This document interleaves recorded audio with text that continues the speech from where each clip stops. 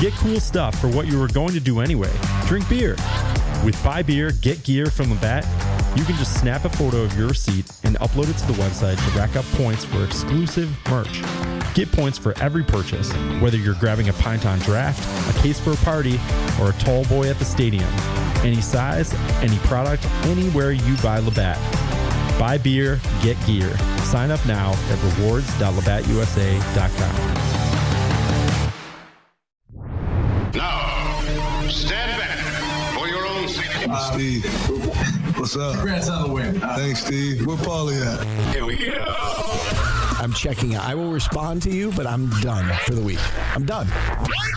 Steve is my favorite part of the show. How's that? I like that. Thank you. Thank you for saying that. I want Paulie, man. He's a good dude. I'm an idiot. I'll just shut up and let you talk. I was trying to help. And shout out to Tupac.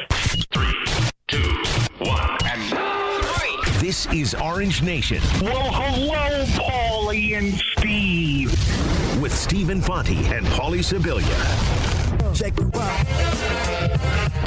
Good afternoon, everyone. Glad to have you with us. Alongside Paulie Sibilia, I'm Stephen Fonte. We've made it to the weekend, Friday edition of Orange Nation.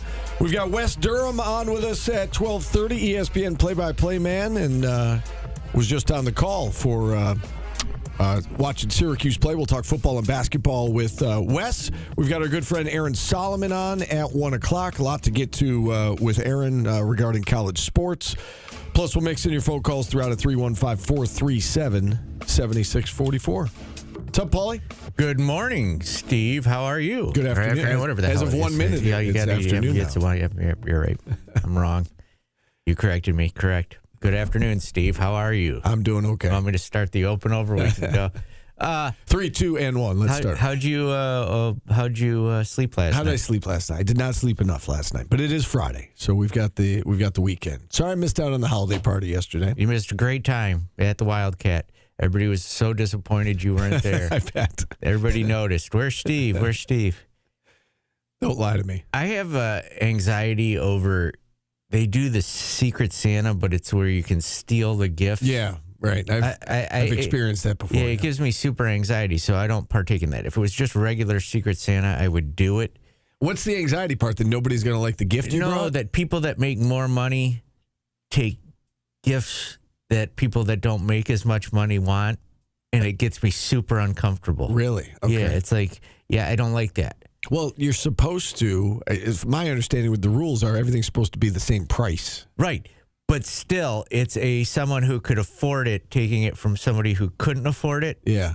Okay. You know what I'm saying? I get what you're saying. And it just gives me great anxiety.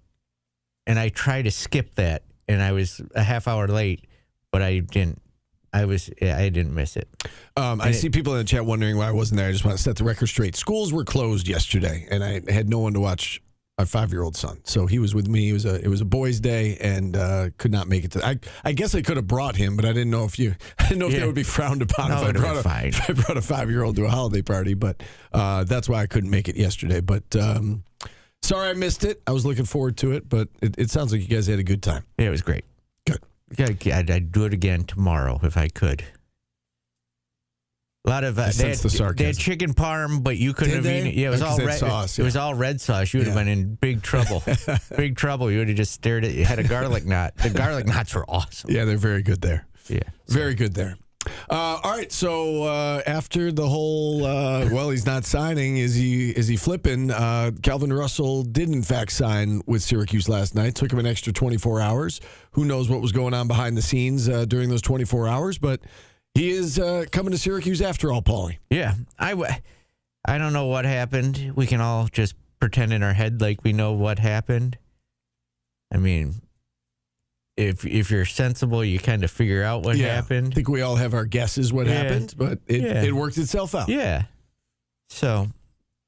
And you know what? You and I both got the same sense listening to Fran. I'm sure many people did as well. You know, how confident he was. It sounded like he knew what was going on, and he's like, listen, we got this. It's going to be fine.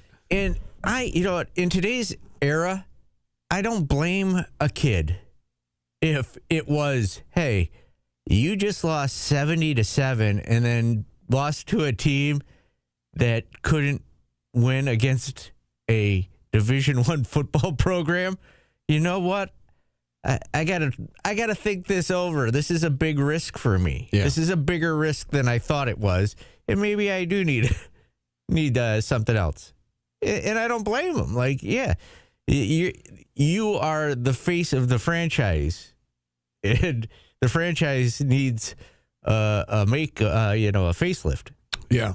You think he's the face of the franchise next year? He is now. Like, when you're that big Yeah. of a recruit, he might not be next year, but you're going to be. That's Going why to be. you're. That's the hope, That's right. what you're coming here for. Yeah, that's the hope. Yeah, I think Steve Angeli's the face of the franchise next year, but you're right. I think that if all goes well with Steve Angeli, then Calvin Russell will be next in line. Yeah.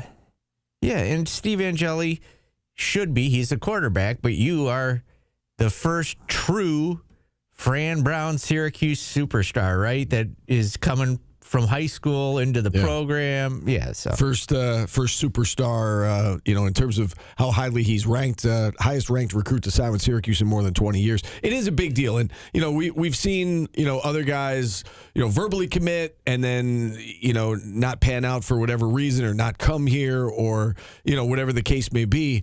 I think that there is a hope and an expectation that, not only did he verbally commit here, but then he signed here, and now the hope is that he's going to actually turn into a superstar here. Yeah. I mean, we all remember Johnny Morant, right? He was supposed to be the next big receiver. He was just so fast, he even made it in the NFL. Yeah. He wasn't great. Then I remember Dino signed a running back that never amounted to anything that was supposed to be great. Ended up in Charlotte. Yeah. So it happens. It's part of the thing. Fran, to his credit, he locked them kids in, and they all stayed. What, he lose 2 or 3? That's probably less than most schools. Yeah, it had 3 kids decommit the weekend of the Notre Dame game, but again, there's speculation around that it was a mutual parting of ways. One of the kids, said in his post that after a phone call from Fran Brown, and so there's some belief that maybe Fran wanted to make some room for transfers. But yeah, he lost a couple of guys. But that's going to happen. That's the cost of doing business. He said all along, right? I mean, when they were going through the struggles, I remember him saying this a couple weeks ago that, everybody's still going to come here. We're all, we're going to be fine. And I think that he believes in this class, ranked 30th nationally according to 24/7 Sports. He believes in the class that, this freshman class from this year that will be sophomores next year. And he believes in what they're doing in the transfer portal. And he's got a plan. He's been following the plan. And, he's been telling us that talent's not going to be an issue next year, that they're going to be just as talented as everybody else in the ACC. And, we'll see what it all looks like. But it was the fact that they were able to cap off this class by bringing in Calvin Russell and making good on that promise to everybody that, yes, he's coming here. And it's not just, he's not just going to get flipped at the last second like we've seen some recruits in the past, some big-time recruits in the past. They were able to land him, and I think that's a big deal. And it says a lot about, Fran Brown as a recruiter and the direction he's got this program heading. Yep, and now we see the retention of players coming next. That's the next step in football in 2025 or 2026. Transfer portal opens. How many people are staying? How many are gone? Right, and here's the thing with that, though, is you're going to lose guys, and that doesn't mean that the sky's falling. Like, it's a numbers game. Well, it depends on who you lose. Well, you can't say that without knowing who's leaving. Like, no, but it could be the sky is falling. I said it doesn't necessarily mean the sky is falling. Well, it could. It could. Yes. It could necessarily mean it. It does not necessarily mean the sky is falling because every program's going through it. Every program's going to lose guys, and you're right. It does depend on it depends on who's leaving and what the reasons are. Right? We saw like Murad Watson last year leave, and Fran was kind of like, "Oh, they're giving you that. You're going to Texas. Okay, God bless you." Like they understand that, right? And I think you have to understand that those things are going to happen here and there. If guys are leaving because they don't believe in the coach or they don't believe in the direction of the program, or if it's a mass exodus, that's a concern. We saw that with like the SU women's basketball team, for instance. Under the previous coach, a couple previous coaches before, that there was a mass exodus, and that was a concern, right? Why is everybody leaving? I don't anticipate that with Fran. So, yeah, you're going to lose some guys. You're going to lose some guys that are good players, but you replace them with good players out of the portal. That's how it works. Yep. And you also have to get a quarterback that can play if Angeli gets hurt. Right. And I don't know how easy that is in today's world. I know they like this Zaid Lot kid. They're bringing in a lot, but he will be a freshman next year. And is that the answer? Probably not, especially after what we saw this year. He's probably not the answer as the backup immediately. But you're going to have to go out and try to get a serviceable backup. Yeah, because we saw what happens if you don't have one. Yeah, and it was ugly. It was ugly. Yeah, it's a tough sales pitch in one way, in that you're going to have to try and convince a kid that he's going to come in and compete, but most likely he's going to be the backup. On the flip side of that, it's an offense that they throw the ball a lot. It's indoors. It's if it's a guy who's at a smaller school right now, it's a chance to play Power 4 football. I mean, there Do are you pros and trust cons. that, though? That you have to be dead on if you're going to get a kid from the lower level and bring him up. You need to be dead on that the kid could play if needed. He doesn't have to be Patrick Mahomes, but he's got to be able to be. You need to be dead on that the kid can play, because odds gotta be are able to play, he's yes. going to be needed at some point, even if it's for one or two plays. You need somebody who could throw the football. Yes, right, exactly. Yeah, and they didn't have that this year, and they thought they did, and they didn't, and it's unfortunate how things went downhill. I would be interested to see how that works for any school now. Like, how hard is it to get a backup quarterback that has eligibility, that is just willing to come and take the paycheck? Yeah, if it's a kid who's got 1 year of eligibility left and he wants to play Power 4 football, and he's a Group of 5 guy, for instance, and he wants to get a grad degree from Syracuse University. I mean, all you need is one, right? You don't need 4 of them or 12 of them or 20 of them. You need one. 3 would be nice. 3, yes, it would be nice. That's not 3 realistic. quarterbacks that you could trust to throw the football would be nice. I think you've got Angeli 1.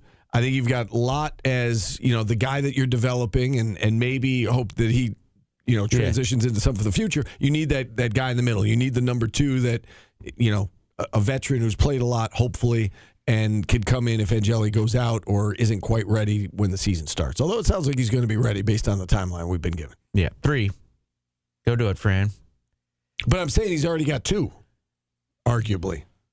Yeah, you're trusting him. I mean, he's told us that he's trying to get 2 out of the portal. Yeah. I would assume that 1 will be better than the other. Yeah, of course. Well, that's good then. All right, you want to hit on the Elijah Robinson stuff, or do you want to wait till the 15 segment to do that? I don't know. Why don't you shake your rundown? You tell me. Let's take a break. Stay on time. We got a big-time guest at 12:30. We do. It's our opening drive. It's brought to you by Burdick BMW of Cicero, that big-time guest, in case you missed us right off the top. West Durham. He thinks you're the best part of the show. I was thinking coming in here, I was like, I know we got a big guest today. And then as soon as the open played, I was like, that's who it is. And then I looked at my rundown and saw confirmation that we've got West Durham at 12:30. Should have looked at my rundown, I guess, first when I walked in. But maybe if you're here on time. It was a little late today. There was an accident on 690. Okay. Don't give me that smirk. I can call you out for things that nobody knows about also. I got here on time. I was here when the clock struck 12 o'clock and it turned from morning to afternoon officially. I was here. 315-437-7644. We are back after this on ESPN Radio. Auburn Community. Are proud supporters of Syracuse football.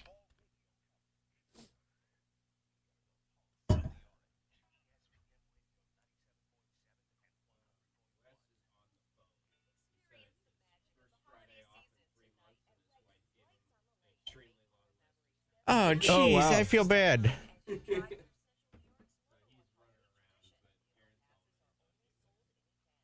Does that hurt us? I mean, he's a big enough guest that I'll probably use it anyway. Not ideal, but what would be preferable for TV is instead of staring at us when they go to the sound bites from him, if we went to the full screen still of him, is that possible or no? Or is that you? Why wouldn't you just leave the graphic up? So Yeah, all right. just don't do It's just anything. for TV, it would be better the other way around, but it's all good. Just don't do anything weird. Yeah. Or we could do things weird and dance while he's talking. Keep everybody entertained.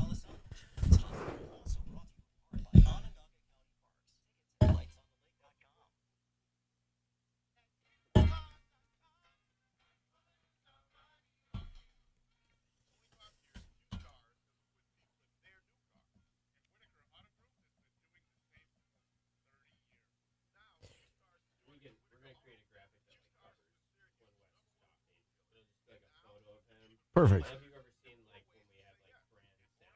Oh yeah, there's like the audio wave going. Yeah. Is that would be great if you could do that. Thank you.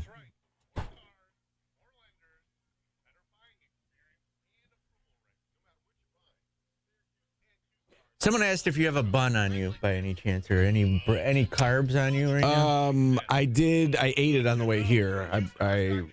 What'd you have? I had toast for breakfast as I was driving.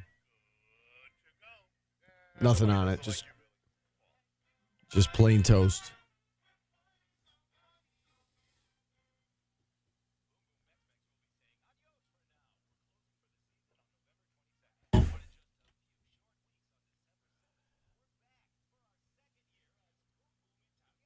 Pocket toast, yes. Can I ask West Durham if he's ever had a carb or bread in his desk drawer? No, don't embarrass me with Wes.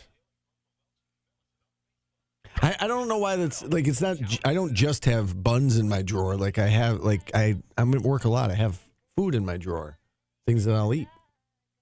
No. Are there like roaches at News Channel 9 because Steve and Fonny? No.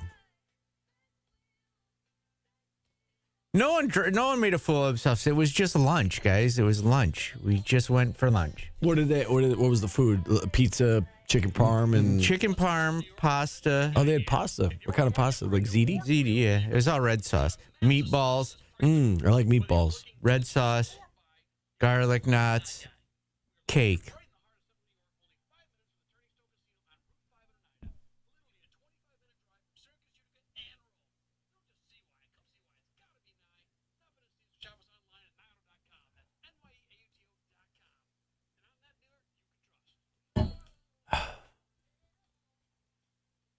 Matt Park was not there. He only does interviews on the station. Nobody drank. It was lunch.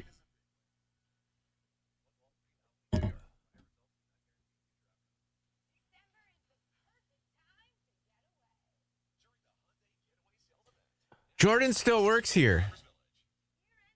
He was invited to the party but couldn't make it.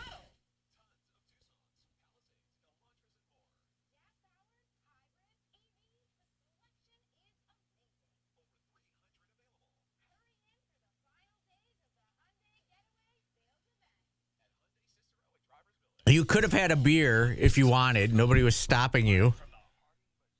I mean, a couple of people had seltzers, I saw, but it wasn't.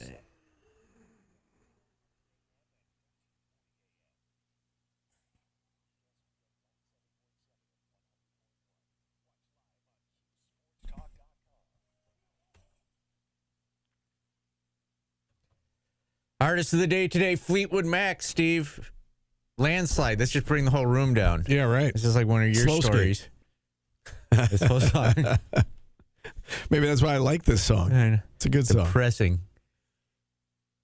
Let's go to Scooter to start off segment 2, Steve, because callers are the most important part of the show. Indeed. We love their takes. We love Scooter. What's up, Scooter?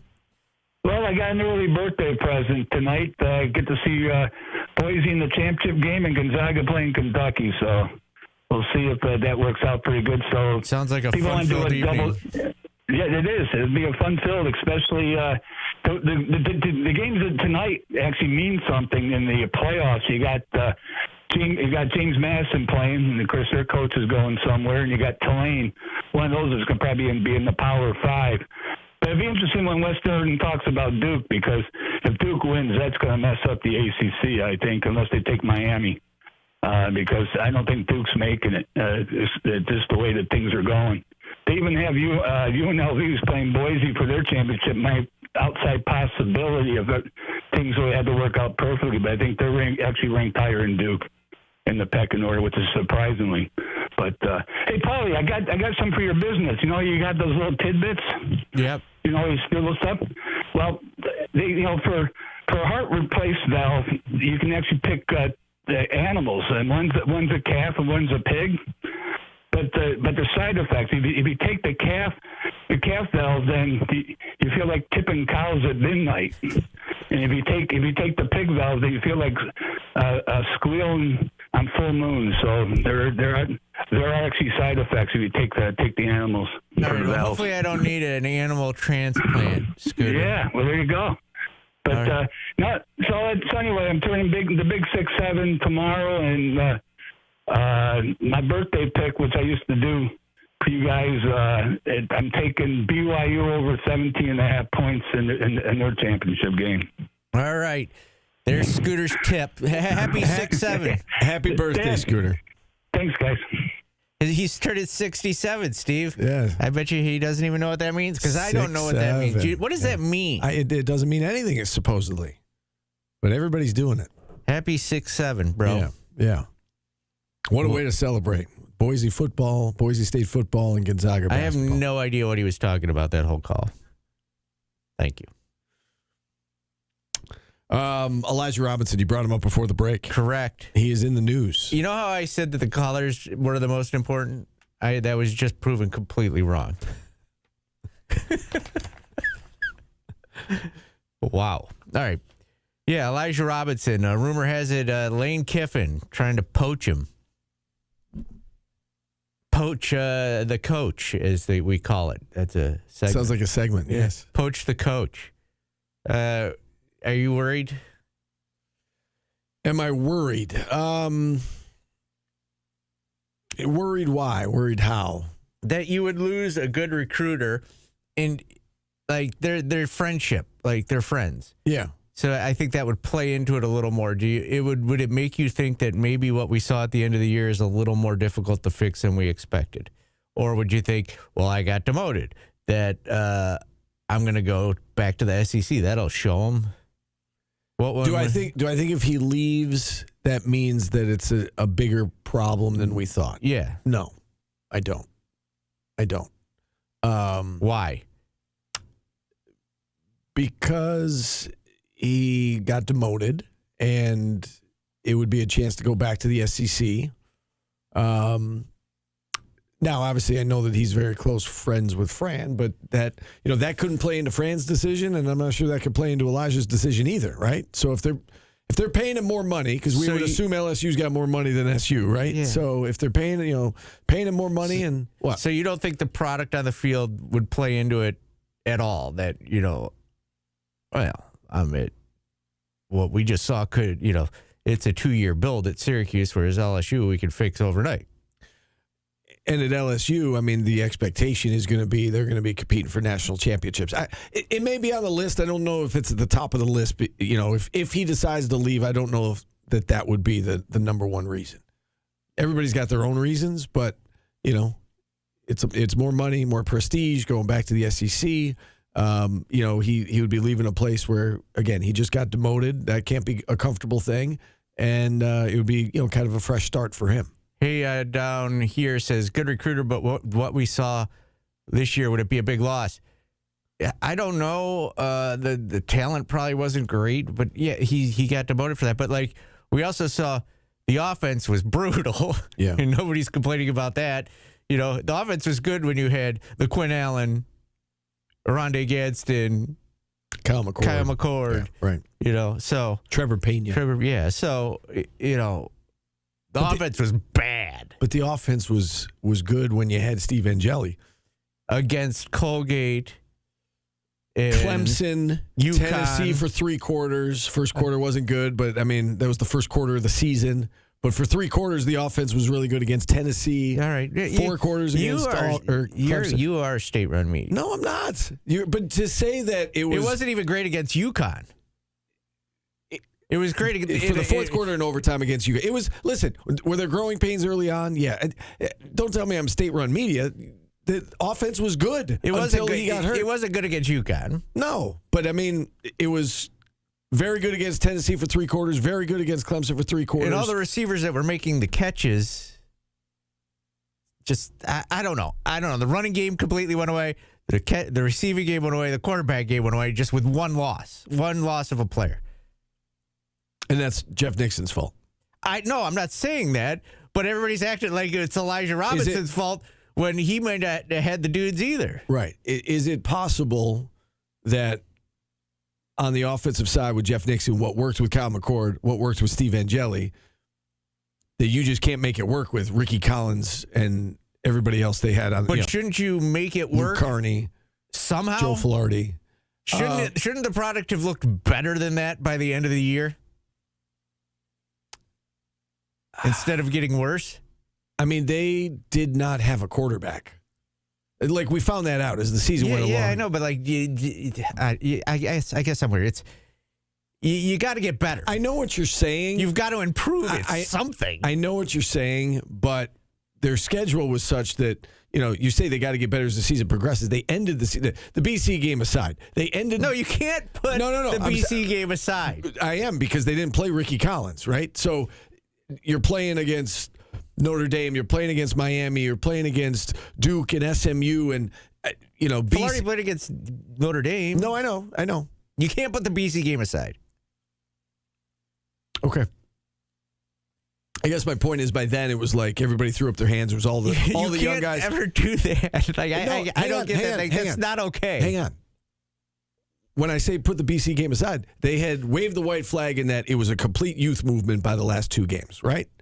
So, I don't know that you're going to judge Jeff Nixon's performance this year based on the end of the season after they were eliminated from bowl contention. But like, for the whole season, I've been hearing the reason the defense was bad was because the offense was bad. I mean, that's not the only reason. I think that's a reason. I don't think it's as simple as I'm not saying anybody's at fault, but like, it just seems like everybody's ignoring the fact that how bad the offense was.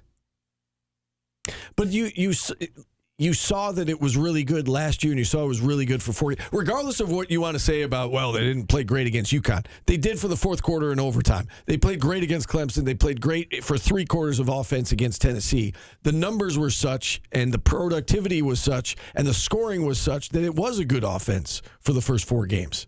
And then their quarterback. Wouldn't that mean that the defense was decent too, the first 4 games? Defense against Clemson was great. Yeah. Yeah. It was. But why are we poo-pooing that all of a sudden? Like, I don't get the difference. The difference is that the defense, from a statistical standpoint, was not great last year or this year. We got to take a timeout. We do. We can circle back to this. I'm saying circle it in your head, Steve, and we'll come back. You had the proof. I wish I could ask Fran this for 16 games. The defense was inconsistent throughout last year and this year. Yes, I agree with that. So I think that's the difference. Okay. I think Jeff Nixon built himself some equity with and the pro first teams 16 him. games. Yeah, there's a reason they want him. I just, the offense was like record-breakingly bad. But with their starting quarterback for 17 games, I guess it was 13 last year and 4 this year. It was record-breakingly good. If that's it's just weird to me that nothing got better. Yeah. All right, we'll continue this conversation. Let's get to West Durham on the other side. Back after this on ESPN Radio.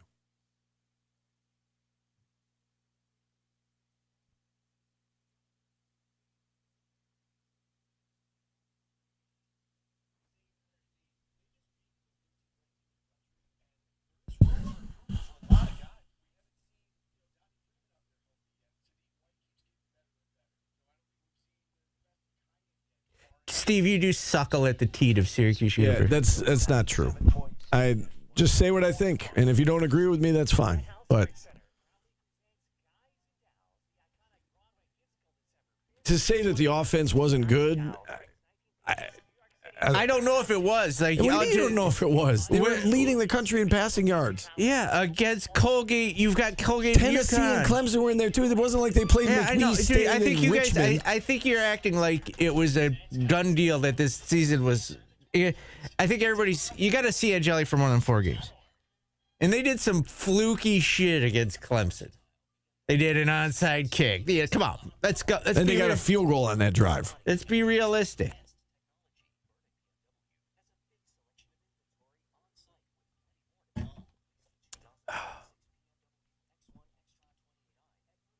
Like, if you want to take a game out, take the Colgate game out. How does the offense look outside of the Colgate game? And I would say for 3 quarters against Tennessee, they were good. For the fourth quarter and overtime against UConn, they were good. And for the entire Clemson game, they were good.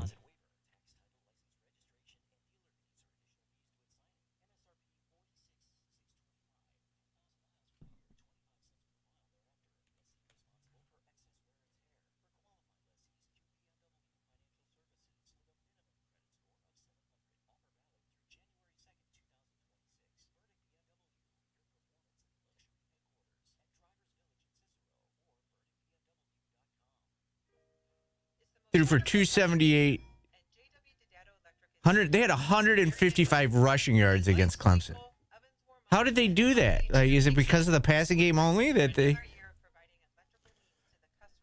I mean, I think that's some of it.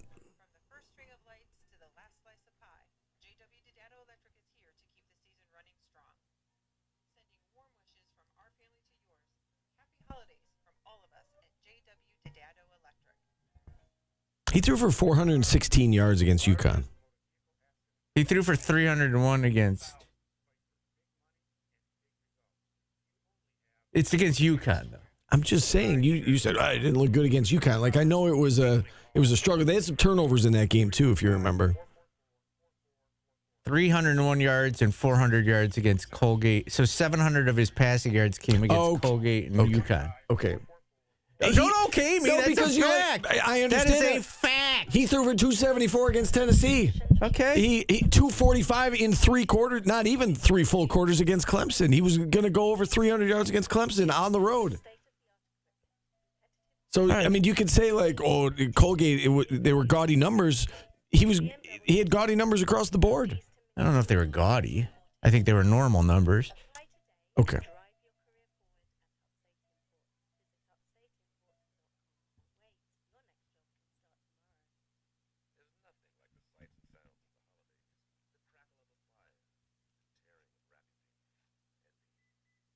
Steve and I are fighting. I just need to see more of it. Like, I'm not ready to like crown Angeli like Tom Brady. I didn't say he was Tom Brady. No, I but think like, he's good. I think he's a good quarterback. He is good. He's better than what they had. Like, the drop-off was ginormous. Is that a word? It is a word, yeah. I feel like I want to send him home without pay. You need to take the rest of the day off, Steve, because your take sucks. What's my take that sucks? You're suckling at the teat. Stop it. Don't listen to L.A. Orange. He doesn't know what he's I think he's right. Because I think Steve Angeli was good. That means that I'm state-run media. Good is one thing. You act like he's the whole reason that the defense is bad. I didn't say he was the whole reason the defense was bad. You have said that. I've said that it played into it, yeah. I think it did. I can't do this show with you anymore. I can't do it. We've run our. Now I know why everybody else quit on you. What? I know why everybody else quit on you. Welcome back to Orange Nation. Our artist of the day is Fleetwood Mac. This is everywhere, Steve. You know who's everywhere? Wes Durham is everywhere. I know, and I now feel bad because I heard it's his first Friday off in like 20 3 years. months. Yeah, Yes. now we're bothering him. Wes, we do very much appreciate the time. We'll let you get back to your day off here momentarily within a few minutes. How are you today? I'm great. Good to see you guys. Paulie, good to see you the other night. Yes. Nice job. Got yourself a good win there. A little quad one helped you out, Paulie. That was good. Yeah. What do you make of Syracuse's resume so far, and what kind of difference did you see in this team in the past couple of Red Autry teams? Well, I'm going to give you guys, now here's breaking news. You're not going to have to worry about anybody criticizing your strength of schedule. Right. I mean, that's not going to be a problem. I was mildly pleased the other night because what I saw in Vegas, even though they didn't win there, I thought was encouraging enough to build on. And I would think if I'm a Syracuse fan of any kind of standard or ilk that I came away from Tuesday night thinking, you know what? This is a win that they can use in a lot of positive ways and build on till they get to the ACC. And now all of a sudden, the whole dynamic of who you are changed the other night. And it was funny because I talked to, you guys know Brendan Marks that writes for The Athletic. I'm sure he's been on your show. Yep. Brendan is terrific. And we were talking about almost every team in the ACC yesterday in a conversation. And he said, well, Syracuse's whole dynamic changed Tuesday night. And I think there's a lot of truth in that. Now, some of that has to be, it's like the old golf game skins, right, where you got to validate. Like if you make a birdie and win a hole, you got to validate it on the next hole, right? So here's kind of where the onus falls back on what your bigger picture question is, Paulie. If this team is who we think it is, then what is it, St. Joe's on the 11th in a week from last night or something? That's right. Is that right? Yep. Okay, so St. Joe's next Thursday night, you got to win the game. You see what I mean? You can't have like when you beat a top 25 team at home and get a quad one win, and it's your best win in a really good schedule strength, as we said a moment ago, you got to build on it. And I think that's the next challenge this team has. And look, Donnie Freeman gets back in the lineup. You know you're a better basketball team with Donnie Freeman than when you are without him. And yet without him, I was encouraged the other night. I thought that second half was really, really good and showed kind of what Red and his staff are trying to build with this group. What do you make of Syracuse's defense? It's something that is really different from Syracuse fans, what they're used to. Oh yeah, I mean, come on. I mean, you went 40-some years. I mean, you know, that's a generation and a half of people that only knew the zone. And so, yeah, when they go match and things like that, and Dennis said it the other night, I mean, they picked up a little bit three-quarter court, full court press a couple times, right? I mean, stuff like that, that's in the evolution of the game. And for me, I'm not criticizing Jim in any way, shape, or form. I wouldn't do that. The guy's forgotten more basketball than I know. But you can feel free to if you'd like. Well, I don't want to join the long and distinguished list of people who've criticized Boeheim. You know, look, I think you're seeing a team and a program to a degree that is trying to play to its strengths. And, you know, I liked what I saw offensively the other night. Now, there's some bumps with everybody because all these teams are new every year, and that's just the way college basketball is. But defensively, I thought they were pretty good. I thought Sadiq White and William Kyle in particular were really good defensively. And that was a awfully encouraging thing for me to see, especially at the post. I thought what Kyle gave you around the basket the other night was really important. Yeah, he's been a difference maker on both ends of the court. You know, it's certainly a big win for the program, that victory over Tennessee. It's a big win for Adrian Autry, let's be honest. And, you know, year three under Adrian, and, you know, some fans have been getting on him, you know, certainly in the offseason, and it felt like a make-or-break year.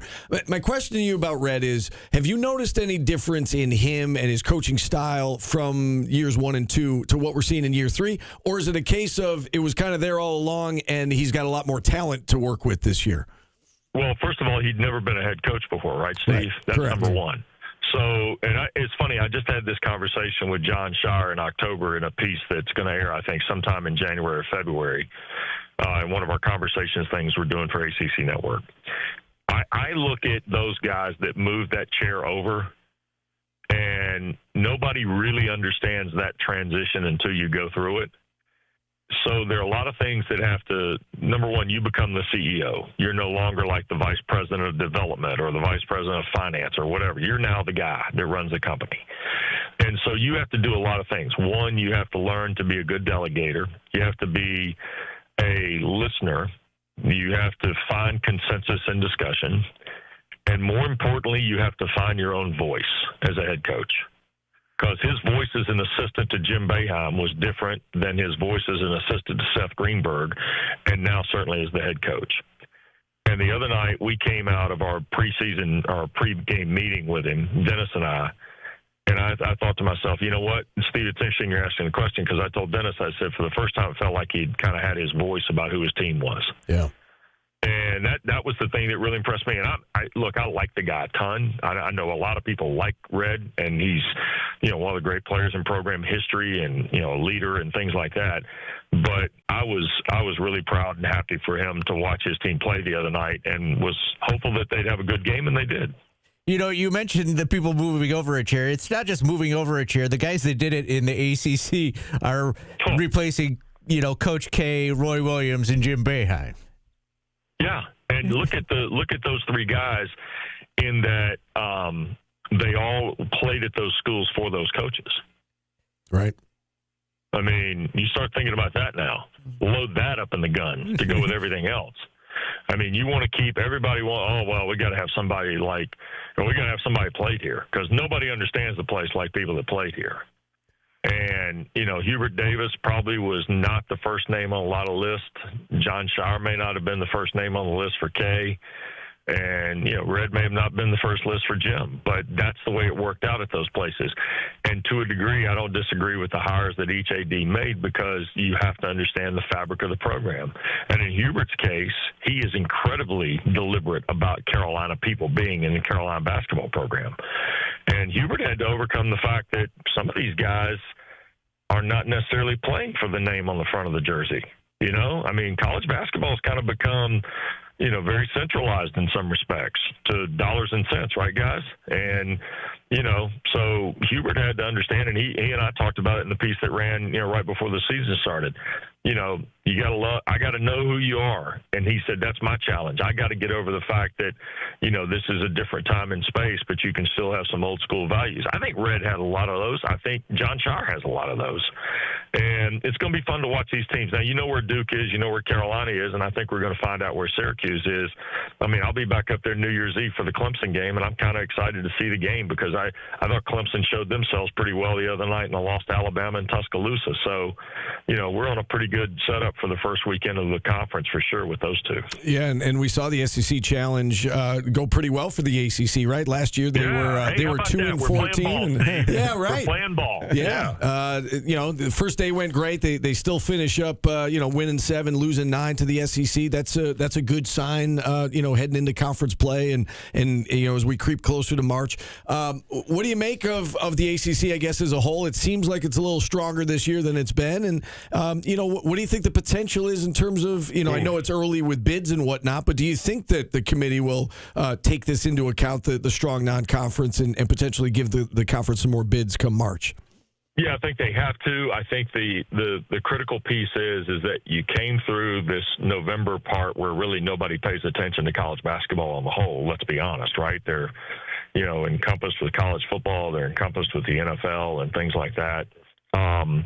So all this stuff that happens at these MTEs or that the players, you know, deal in Vegas and Maui and the Bahamas and Orlando and every other port of call where they stage these MTEs, I think you have to kind of dissect the numbers because you really don't know the teams. You build this net, and again, let's not ever forget it's an NCAA tool that they use, and they're not going to give us the secret sauce on it, and that's fine. But when you look at the first one, the one that came out on Monday had 10 teams in the top 60, right? That's great. Yeah. And I think we have, I mean, yesterday, I haven't looked at the one this morning, but yesterday we had 8 in the top 50, I think. And Syracuse had moved from, I think, Tuesday when the game started, they were 90-something, and yesterday they were like 58, maybe 61, something like that. So they've moved 30-some spots in 3 days. And for me, I look at that as saying, okay, if you're in the 60, if you're like 0 to 60, and if, again, I'll go back to the St. Joe's game. I'll go to some of these games they're going to play prior to Clemson on the 31st. What do we have on December 31st? When we put the ball in the air on some of those league games on December 31st, how many teams in the top 50 or 60 does the ACC have? Because really that's going to be our group to start with. And then how many teams is that? Let's say we have 8, okay, just for this discussion. If we have 8, then that's our list that we're going to work with. Yeah. Does that make sense? It does. Because, yeah, the league is – every league – okay, contrary to popular belief, not every league is going to be great 1 to 16 or 1 to 18. There are going to be some bad teams in those leagues, and that's where you got to start picking apart the schedule. Hypothetically, BC had the ball and a chance to beat LSU the other night, right? That would have been a great win for the ACC had Metarola and the Eagles pulled that off because right now BC, Georgia Tech, Pitt are at the bottom of the net as it relates to ACC schools. So anytime one of those schools wins a non-conference game against the Power Four, like LSU, or Georgia Tech had a chance against Mississippi State for about 5 minutes, that would have been great. That would have been great for the league. Right. That's what I mean by those 8. Those 8 have to be able to carry the water. I like Louisville. I like Duke. I like Carolina. I'm going to hope that NC State starts guarding people. I'm going to go with Virginia. I'll put Syracuse in that group for the time being. Even though they lost at Vanderbilt, I think SMU might be pretty good. I'm going to keep an eye on either Stanford or Cal making a move, by the way, guys, in this group. This Corey kid out at Stanford has come in as a freshman and really torn the roof off of it from a scoring perspective. Cal has beaten UCLA. I mean, that's a pretty good win for Mark Madsen. So I'm encouraged by kind of what I'm seeing. I'm concerned about Wake. I'm concerned about Pitt. I think Miami will be fine eventually. We'll see. I'm more optimistic now than at any point I was last year about where the league is for sure. Wes, you talked about most people are worried about college football right now. So let's just touch on college football for a moment, if we could, while we still have you. The ACC title game is obviously a mess. It's been well documented the last couple of weeks with Duke finding a way to get into the ACC title game. Do you think the conference moving forward, the simple solution would be, highest ranked team wins the tiebreaker, and now you got Miami against Virginia instead of Duke against Virginia. Do you think they will make that change moving forward, given what happened this year with the 6-way tie? I hope so. Now, when they wrote this, I went back and talked to some of the people involved to make sure I had my, timeline right. They put the tiebreaker in May of 23. That's when the football coaches and the ADs met at the spring meetings, and then it was announced in early September of 23, right? Well, what else happened in early September of 23? We added 3 more schools to the league, right? Right. So that tiebreaker policy has kind of withstood the expansion of 3 more football teams to make it 17. Look, there are other leagues. Now, there are other Power 4 leagues that have similar tiebreakers, guys. So it's not like the ACC is this outcast. The ACC situation nationally has been regarded as chaotic, and some of it is. There's no question about that. Manny Diaz has tried to defend Duke, and rightly so. If I were Manny, I'd be trying to defend my program too, playing in the championship. And the losses they've taken have all been to teams that have had good years, but they've taken 3 losses in the non-conference. For me, I think the ACC has to redo the tie-breaking scenario. I think, Steve, to your point, it has to be head-to-head 1, and then 2 is the college football playoff ranking. If we're going to have the expanded field, we might as well use it as our strength, right? Yeah, right. And just help let it break the ties for us. And I think the other thing, too, is, and my friend David Pollock put this out on social media the other day, the mission of the college football playoff has to be clearly transparent to the public, and I'm not sure it is right now, because the mission is to pick the 12 best teams, not justify 12 teams going. And I've heard more justification by the committee in 3 weeks than I care to at this point. And I'm concerned that the committee itself is not living up to the mission that was originally put forth. They act like they are, but I'm hearing more, well, this team did this and we think this, or we're justifying. No, you're not putting the best teams in. We've all got numbers, and I'm sure you guys have seen them too. Miami deserves to be in. Notre Dame deserves to be in. They both deserve to be in. If Texas Tech beats BYU senseless tomorrow, I think both are going. I mean, I really do.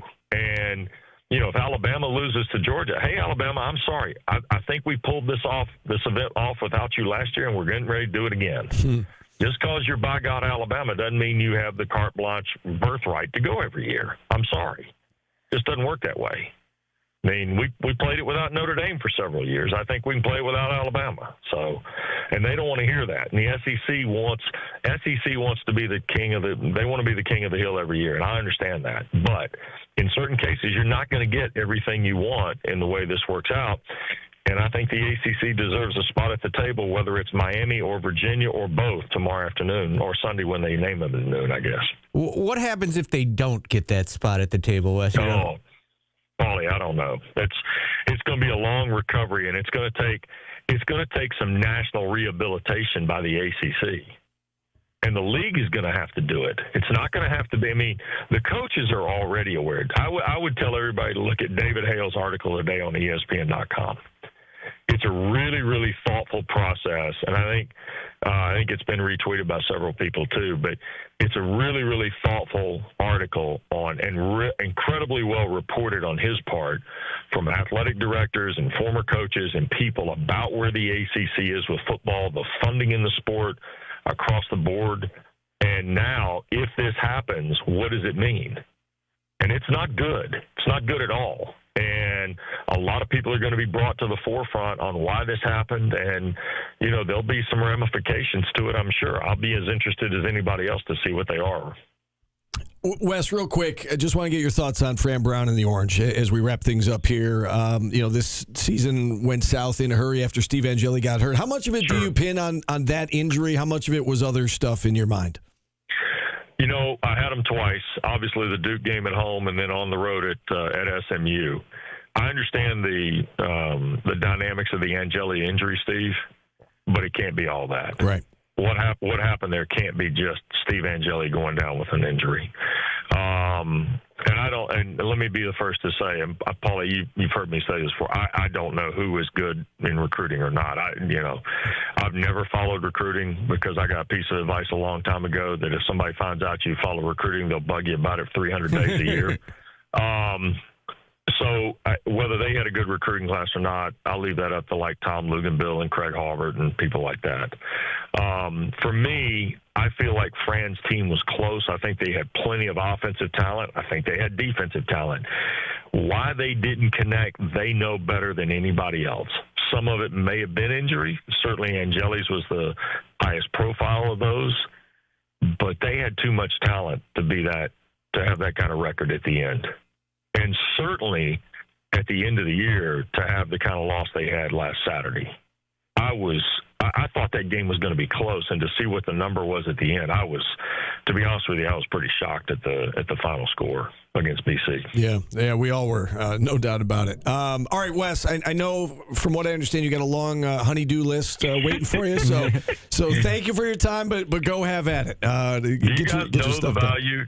You guys understand the value of holiday wreaths and how competitive a marketplace holiday wreaths are this time of year? Are you familiar with that? No, I'm not big on that. So, yeah.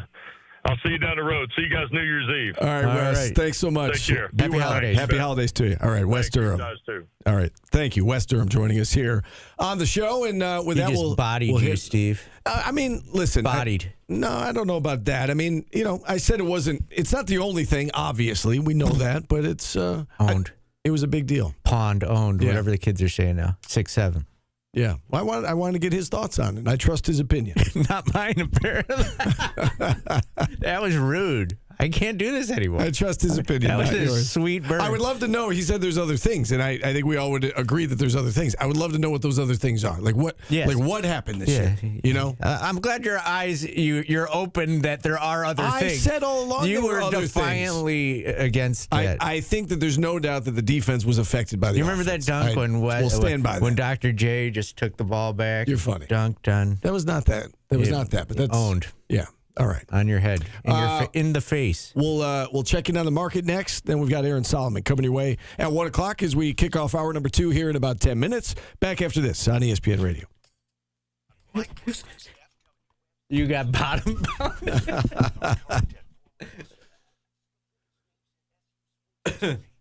Listen, I've never said that it was the only reason. I think it's the biggest reason. Yes. Humbled. I will. I do think it's the biggest reason. But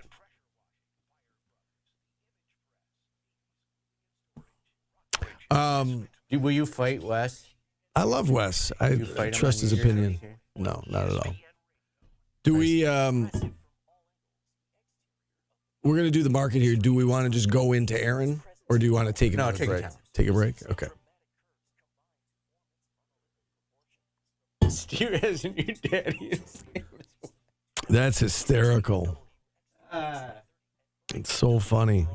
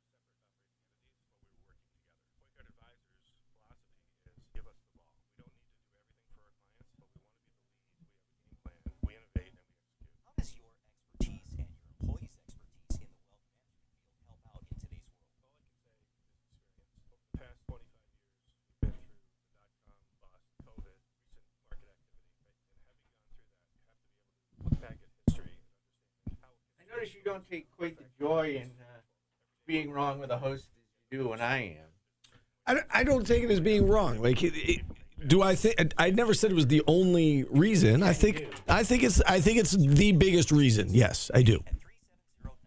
I don't think it's the only reason, and I would love, I would love to know what the other reasons are. It also shows the level of respect you have for me that Wes said it, and you were like, "Oh, okay, that's a great take."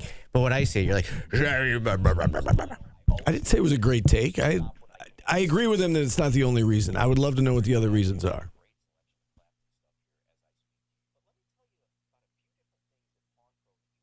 I don't think it's talent.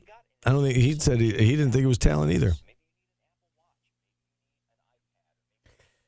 Gabriel, what Matt did to me was not anything different than like Matt and I do, just hanging out with the mics off. Like, you thinking that Matt owned me the other day is just busting chops like Matt and I do to each other.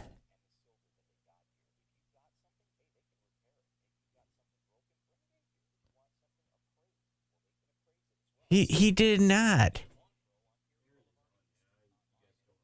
Yes. Okay.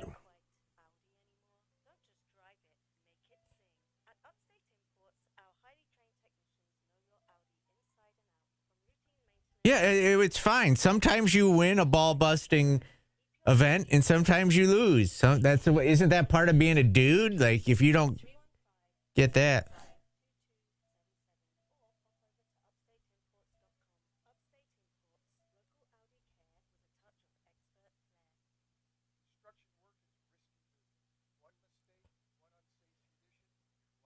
Yes, I say it about basketball in football games all the time, too. Sometimes you're the windshield and sometimes you're the fly. That happens in ball busting also.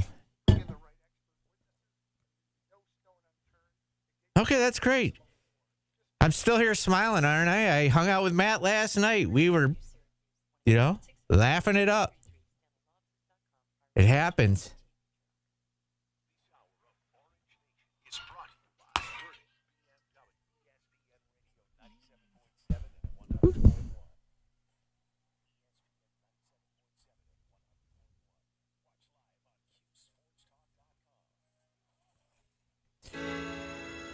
Quick segment here, Steve. Don't stop, Fleetwood Mac. We got two of our best guests back to back, really. West Durham, Aaron Solomon. In between, we've got our good friend Mike over at Lee Baldwin and Company to bring us up to date on the market. Mike, what's going on? Hey, guys. The markets are almost dead flat here midday. All three major averages up just modestly, so pretty quiet so far. We do have a nice diamond, though.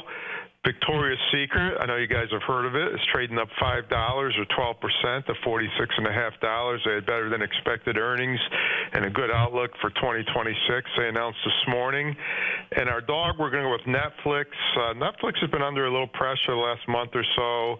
It did split, which got people excited, but it's been on a downtrend. They announced this morning they're finally going to acquire Warner Brothers Studio as well as HBO Max for about $72 billion. So that's a big number, and it's putting a little pressure on the stock in the short run. Long term, they must believe in it, or they wouldn't have done it if they didn't think it was going to be the best thing for the stock. So we'll see if it recovers over the next 6 months or so, but not a good day for Netflix. And you guys have a great weekend. Hopefully we can close on the positive side today. All right, sounds great, Mike. You have a great weekend as well. That's Mike from Lee Baldwin and Company. All of the diamonds, none of the dogs. Be sure to visit LeeBaldwin.com. Aaron Solomon joins us next on ESPN Radio.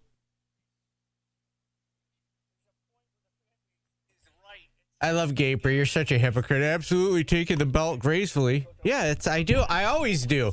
I don't have thin skin. And I don't even remember what Matt said. Like, it was so stupid. The most insulting thing, I will tell you a story. The most insulting thing Matt ever said to me. You want to hear it? Sure. We were at, this story is bonkers. I can hear Tim Leonard laughing as soon as he starts to hear this story. We were at Boston College, and we were calling the football game, and Matt forgot his tape. And he said, "Can you go see if someone has a stapler And I said, yeah, I can just go take it and staple it for you. And he said, no, I don't trust you. Like I would just go completely apeshit with a stapler. I was so, like, you want to talk about being offended? That offended me. Like, Matt Park did not trust me to staple his game notes. That's funny.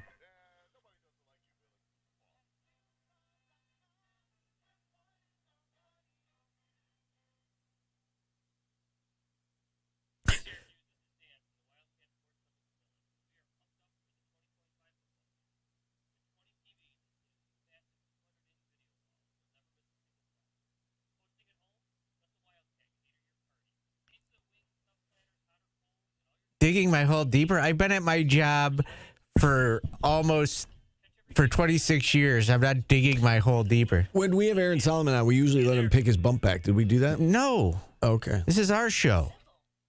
Well, I think we should make exceptions for certain guests, and Aaron is one of... Not today. Okay.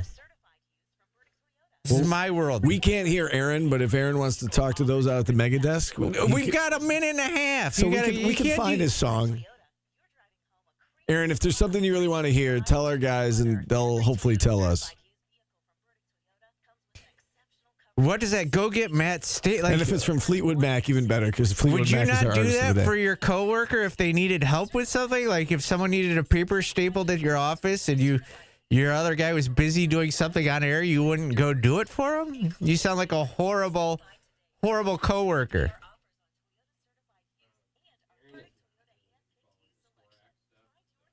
Oh, okay. Gotcha.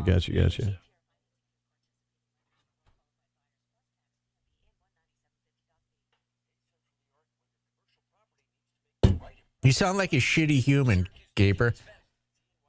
Like if your coworker needed something done and you offered to do it for him, that's what I would do.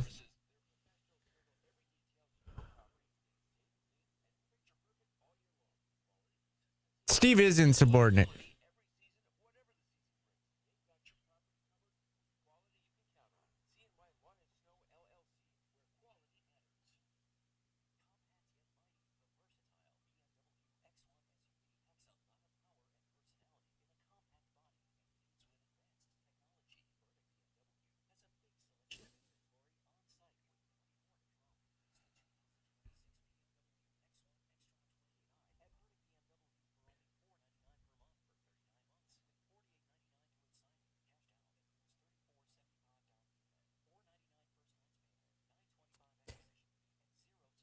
How are you doing, Steve? How was your day with your kid? My day with my kid was good. Got into work a little bit later than I wanted to, but still got a show on the air. Good. Good for you. I'm glad. There was no help. Usually I have, like, if I needed to go into work, somebody could watch him, but my dad was out of town. My dad's wife was out of town. My sister was busy. Did you guys go drive around looking for horses to murder? No. No, that would have been that fun. game. No. That'd be we watched fun. Home Alone. Oh, nice. Did he like it? Yeah, he's seen it before. He loves it. That's every kid's dream.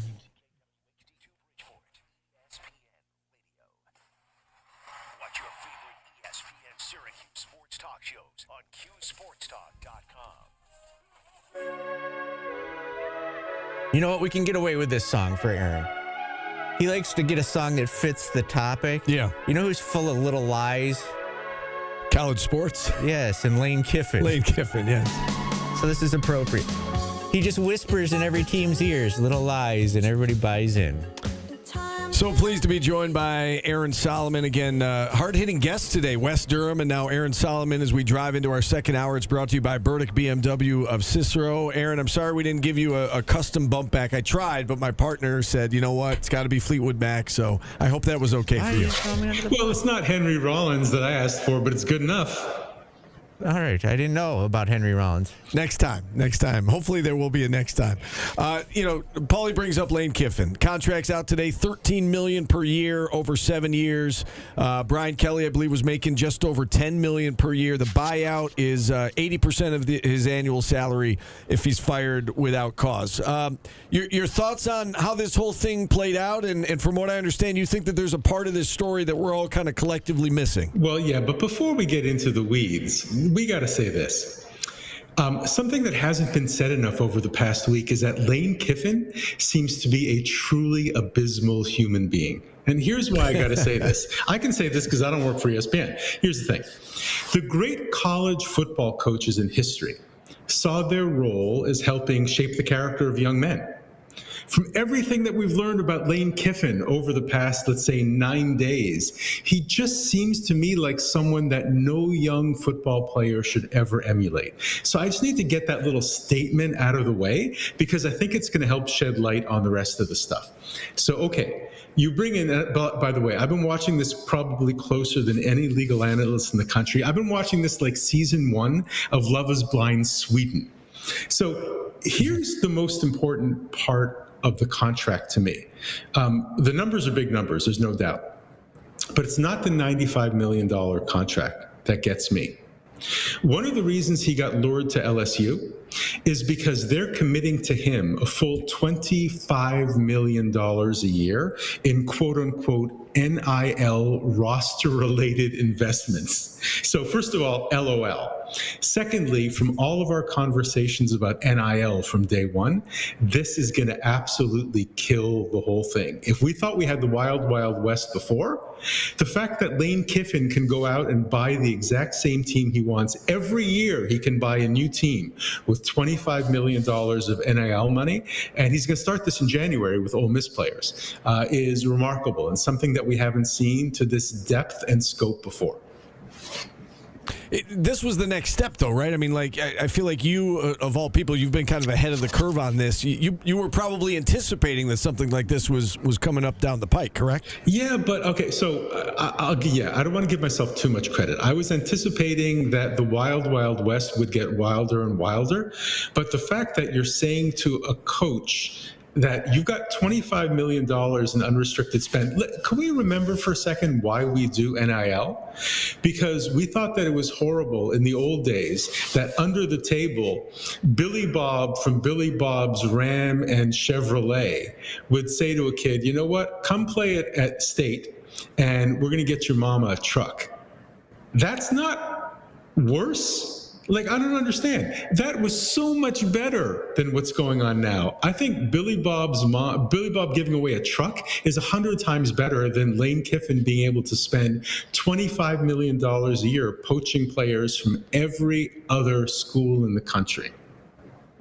Yeah, I mean, you make a strong case for that. A lot of people have been up in arms about the timing of the decision that, Ole Miss is having its best season ever and he can't stick around to coach the team. He's forced to make this decision because of signing day and whatnot. And so if he's going to leave, he's got to leave before the college football playoff. What do you make of the NCAA's role in this? And do you think that they will ultimately kind of change their calendar around so that players, and in this case, coaches, don't have to make these difficult decisions before the season's even over? We've known from day one of NIL that the NCAA really doesn't have much of a reason to exist anymore. It's like, a parent saying to their kid, well, no Brussels sprouts for you this week. And the kid's like, I'll survive on cake. Thanks. Yeah, I think that in practical terms, because there's been so much conversation around the calendar, I like what Rick Pitino said. It would be like coaches in the NCAA basketball having to make decisions right before March Madness. That's kind of absurd. But there's no change that the NCAA is going to make that's going to change the kind of incentivizing of high-level coaches that we've seen. We got to remember something about Kiffin's contract. It is the most absurd contract with LSU that we've ever seen. If he gets fired tomorrow, and it's not for cause. And by the way, I want everybody out there who's not a lawyer to understand that firing a college football coach, quote unquote, for cause is remarkably difficult, almost impossible. Like for cause doesn't mean you're a terrible coach and your football team is horrible. That's not what for cause means. If he gets fired tomorrow, he's owed 80% of his contract, which is $72 million. And you ready for this kicker? No duty to mitigate. You know all the other contracts we see, like the Penn State contract, where basically you have to go out and try to find another job, and if you do, they don't owe you that part of the salary. So Penn State's not paying the Virginia Tech salary. Kiffin has no duty to mitigate. He can get himself fired tomorrow, walk away with $72 million. Yeah. Wow. All right, tell us about this College Sports Commission that's been in the news, the new enforcement agency of college sports. They wanted all the member schools to sign this agreement that they wouldn't sue or take certain decisions to court moving forward. And then there's been some pushback. Tennessee Attorney General, Texas Tech provided some pushback, and now they've kind of delayed the framework of this whole commission and this agreement. Can you kind of explain what's going on here in layman's terms for us? Absolutely. I'm going to tell you why this is important. And we talked about this NCAA versus House decision right when it came out. So the reason this is important is because the whole model that came out of this decision in House versus NCAA depends on real enforcement. So if these 68 power schools don't all sign on, then this new College Sports Commission has no real authority. That means that there's no clarity on revenue sharing, no guardrails for NIL, and a return to the wild, wild west that we talked about before. But this is what I want everybody to think about when they read more and more about this. This is really the ultimate question if we cut through all the layers of what's going on. Who's the most powerful? Major college football, the NCAA, Congress, or the courts? And what I've said from day one is when you have to choose between those four, the most powerful is major college football. And we saw it in this. The fact that these major conferences and major schools are basically saying, we know what the courts want and we know what Congress wants, but nah, is where we are today. And that's going to keep this in limbo for a while. So you say it's going to be in limbo for a while. I mean, ultimately, what's your prediction on this particular agreement and how things play themselves out with this? I predict that we're going to see a negotiated agreement that doesn't look exactly like it does now, that because Congress and the courts also realize what I just said and don't want to take on major college football. I mean, come on, you don't think major college football is important, even a casual listener? We just said there's a guy who could walk away tomorrow with $72 million because he coaches football. That's where I think this is going to go. And by the way, something we absolutely have to touch upon before our segment ends today is I want to put this Lane Kiffin thing in context because we've talked about it before. So he's going to Louisiana State University. Louisiana has one of the lowest childhood literacy rates in the entire world. LSU has now spent $140 million on 2 college football coaches. These college football coaches are public employees like teachers. So I did some math on my iPhone calculator the other day, and what they're paying these 2 college football coaches, the fired one and the hired one, they could hire 2,900 public school teachers. So I think it's always important to put things in context. Yeah, for sure. Especially when you put it like that, it's quite eye-opening. Aaron, we always love having you on. Anything else on your mind today before we part ways? I think we're good to go. But again, here's the great thing is, for all of us who talk about this and think about this, we do so because we love college football. And what a day it's going to be for college football tomorrow. You know, make some nachos, pull up next to the TV and enjoy. Yeah. Well said. All right, Aaron. Thanks for coming on. Thanks, we do guys. Appreciate it. We'll get you your song of choice next time you're on. Sounds good. See you soon. All right, Aaron Solomon joining us here on the program, and with that, we're going to hit a timeout. We're going to open up the phone lines the rest of the way. 315-437-7644. Back with today's business on the other side. You're listening to Orange Nation on ESPN Radio.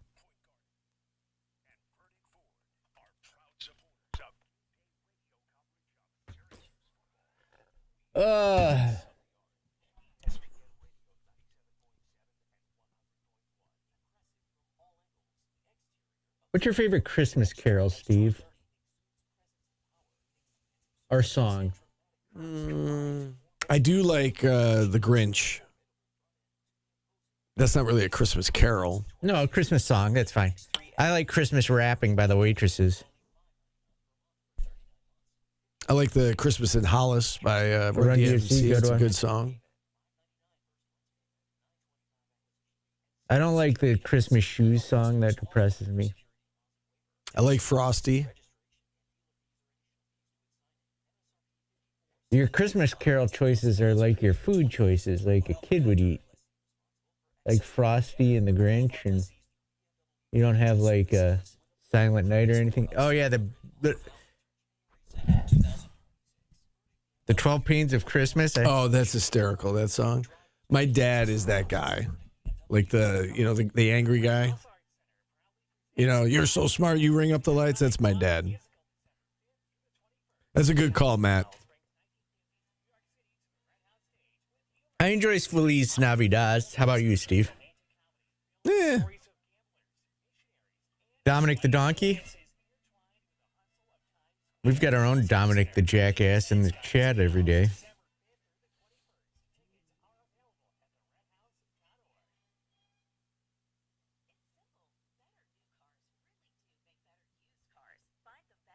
I like the Bruce Springsteen Santa Claus is Coming to Town.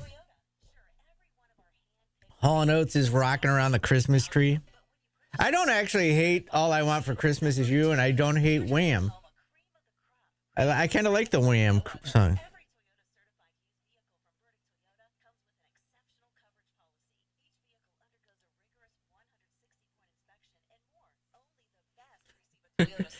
Feliz Navidad is too spicy for Steve. L.A. Orange is so funny. Yeah. I like him. He's hysterical. He's starting to grow on me. He's I so like funny. him. He's taking you to the woodshed to... Ooh, Father Christmas is good. See, our Dominic the Donkey just talked. Change your name to Dominic the Donkey. Oh, Bob and Doug McKenzie.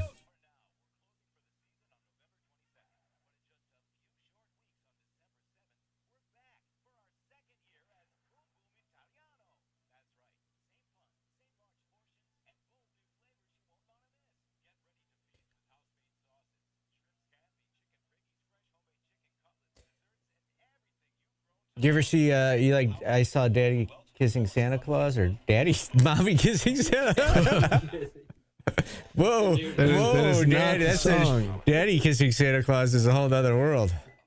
That changes things considerably. Oh, yeah, the Christmas one. That was playing at Dunkin' yesterday when I went in. I loved it. I sat there and drank a couple sips to hear the end of it.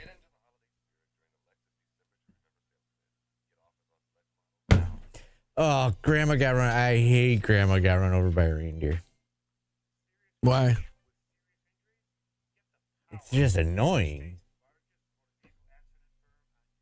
I mean, I don't particularly like the song either. I just didn't know why you hated it. We'll do that.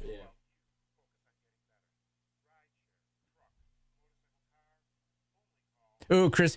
I played Christmas at Ground Zero on Sunny once, and someone got mad, complained.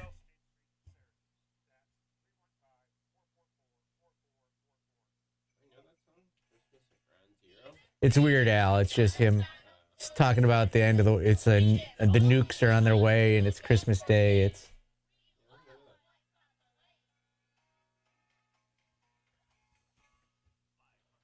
anything without sauce. Eat the bread without the spicy tomato dip. I was gonna say, go for the bread. Get noodles and butter.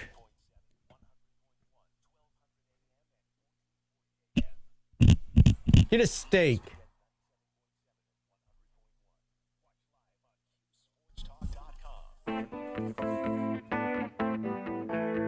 Rhiannon. Fleetwood Mac's our artist of the day. Tim Leonard is our producer of the day.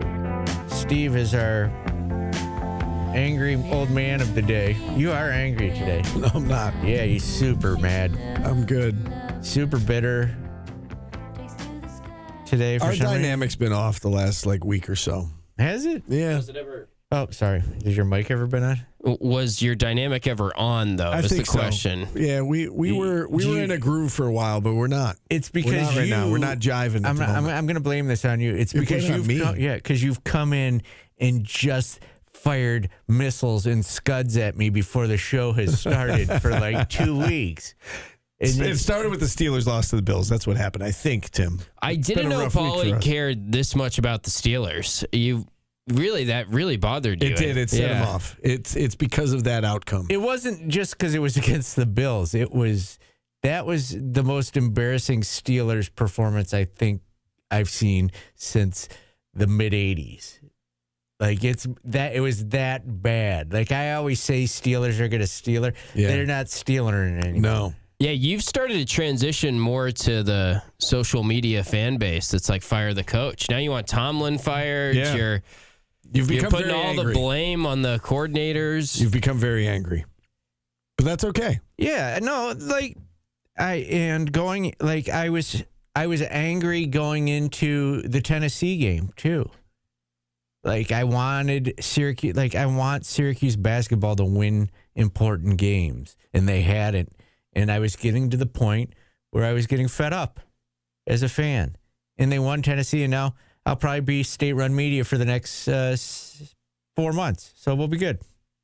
I mean, they're going to be, according to Ken Pom, what was the stat I think I said the other day? They're going to be favored in 10 of the next 11 games. Ken Pom has them going 15-4. And then finishing the year from there 3-9, and the one loss is by 2 to Clemson, right? Yes, so yeah. I mean, if they get that Clemson game, that's they could go on a major run. Yeah, West Durham will be on that game. That's right. That's what he was saying at the end of the year. That. Yeah.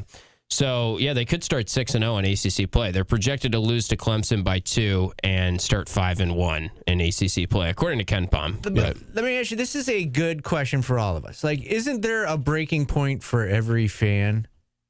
Like, where it's just got to stop? Yeah. Right? Yeah. Like, is it weird that I was at that point? No.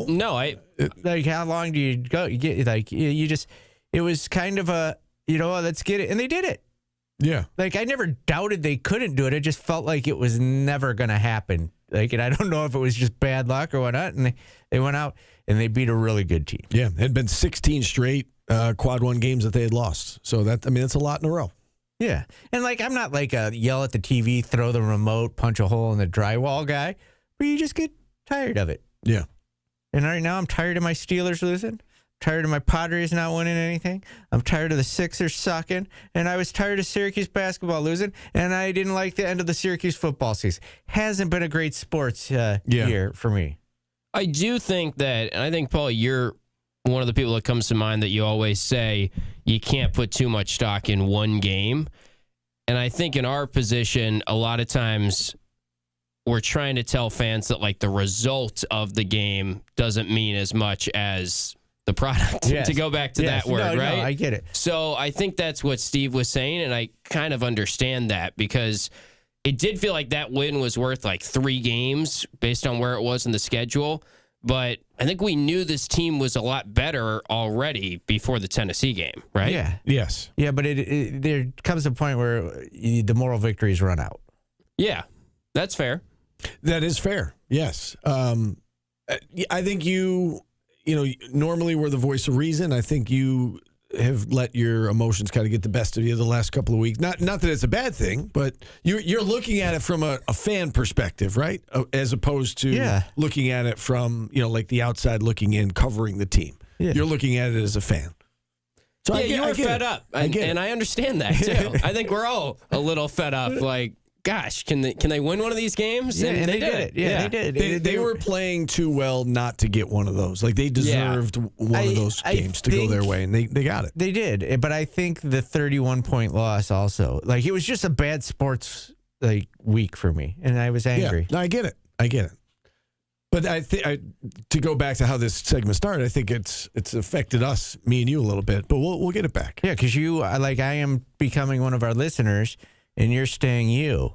Does that make yes, sense? It does. Like, you're just like, I'm like, shut up, state-run media. I can't take your company line anymore.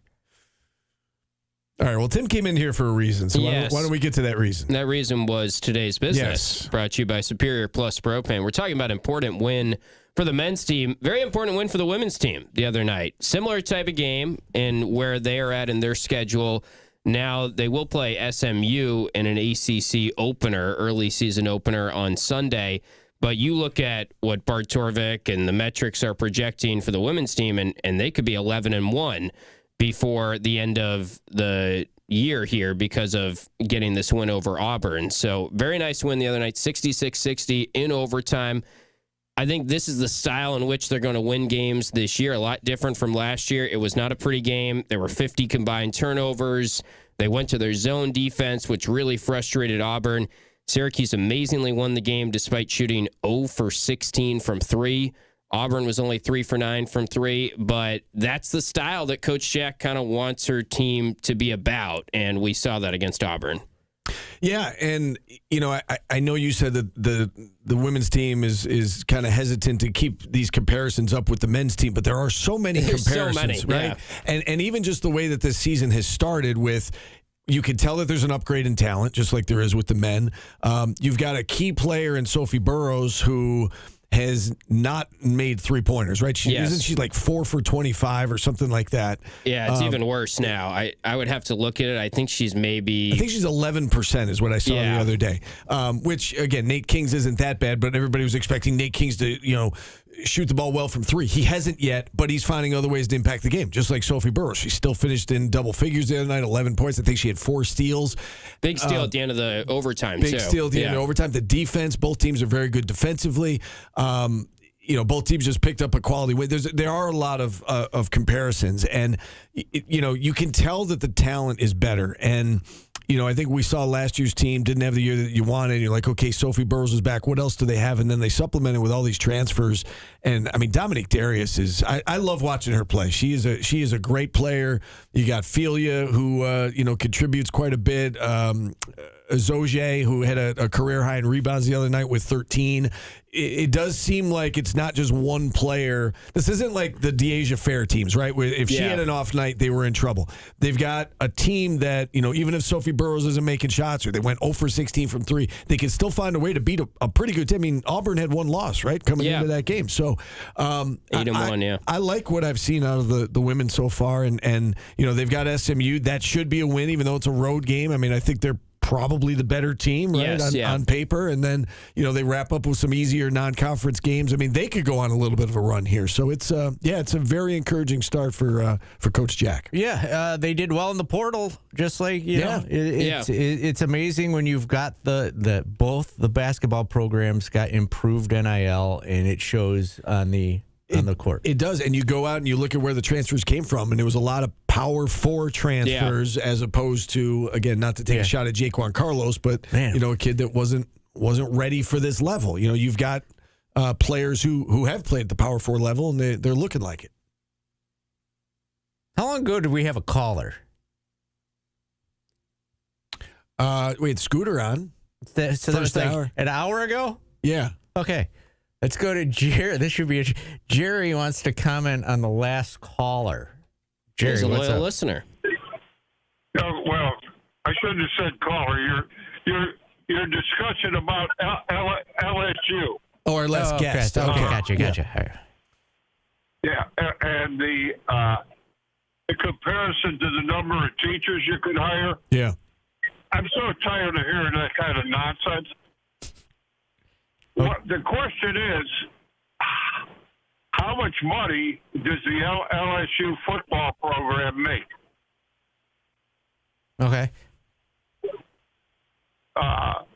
Because if they're showing a substantial profit, and I'm not trying to justify what coaches make. I think it's nuts, but unfortunately, that's what the market is.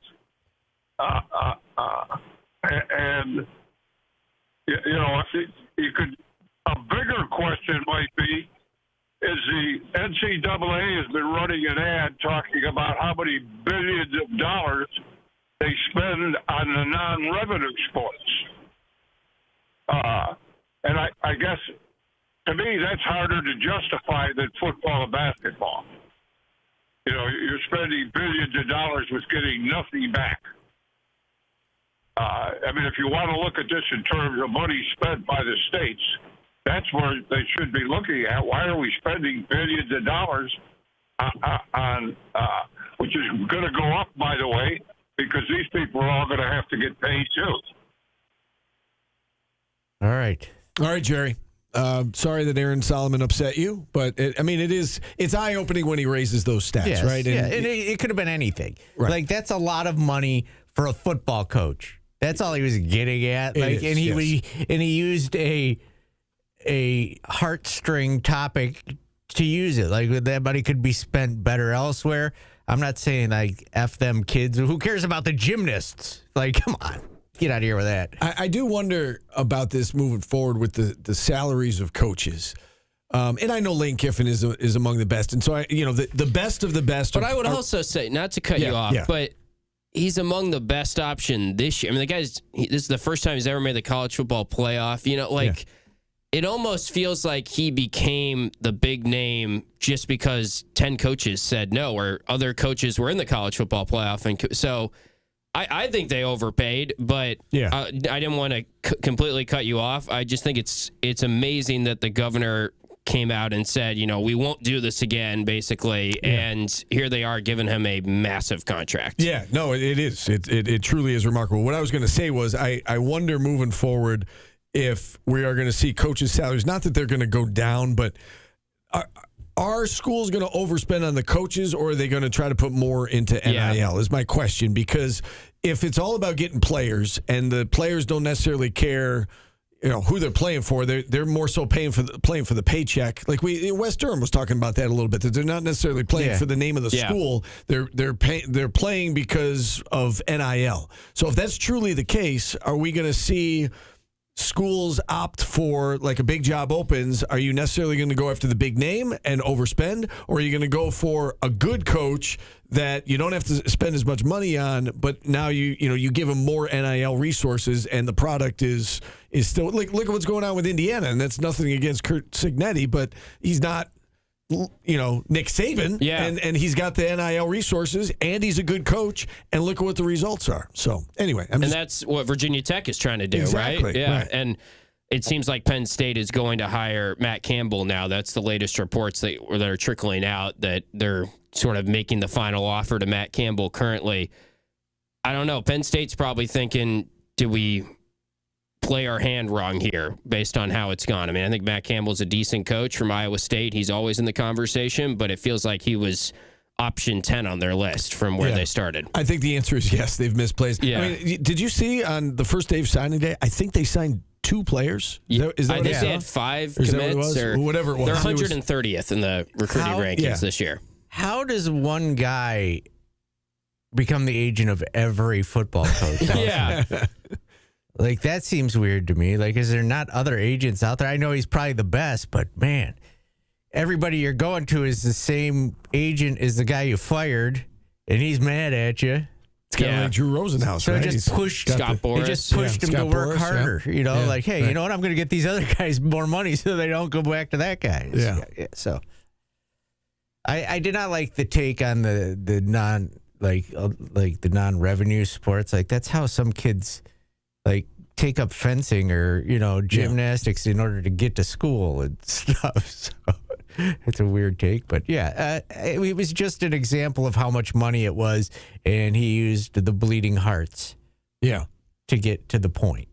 Right? It's the best way to get a point across when you're talking a large amount of money. If you take somebody that needs it the most, and use them as the example of who needs it. I don't think it was anything to get angry about. All right. What else you got in today's business, Tim? Why don't we take a break, and then I'll get to more of it. Okay. And we get to Paulie's kicker, of course, too. All right, let's do that. Yeah, I'm going to humble us all. More of today's business on the other side. Back after this on ESPN Radio. What school has fencing? Notre Dame and Stanford, if you're a listener of this school show.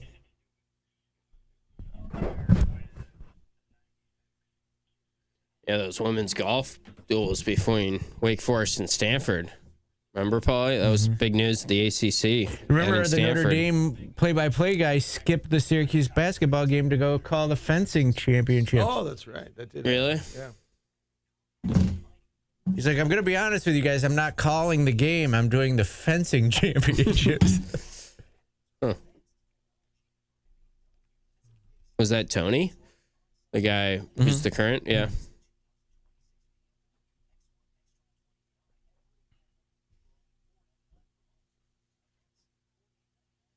We'll do Wes and Okay. Yep. Can we hit on one thing? I don't know. Like, people saying it's good that Elijah would leave is a stupid take. Yeah, we got to talk about that. We also, I guess we could mention he's in Baton Rouge. I mean, like, he's a great recruiter and one of the best defensive line coaches. Like, there's a reason Lane Kiffin wants him. yeah. Do you think that, but to go back to your first question, though, that you asked me today, I don't think it necessarily means there's something wrong with the Syracuse program if he leaves. No, but I'm wondering if that could potentially be part of the reason he wants out. Is because it might be a circus. I can't rule that out after what I saw in the field. Yeah. Yeah, I mean, I do think it's crazy to be like, good riddance. Like, we don't want him anyway. I mean, yeah. It's so stupid. All right, guys, enough of the socialism and the capitalism. Oh, boy. If you're talking about isms, I'm going to put you in timeout. I'm going to talk like Ferris Bueller. He doesn't like any kind of isms.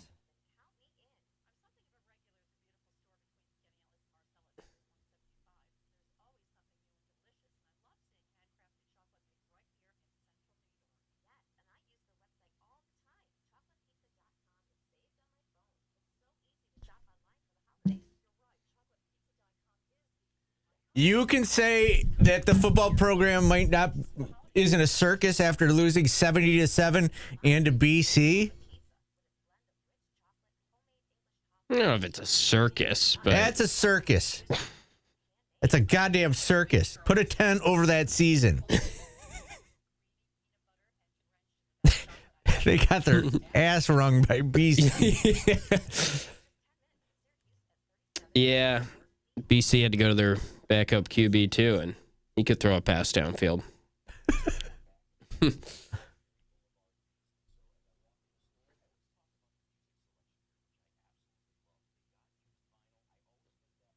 They hear everything I say, gaper.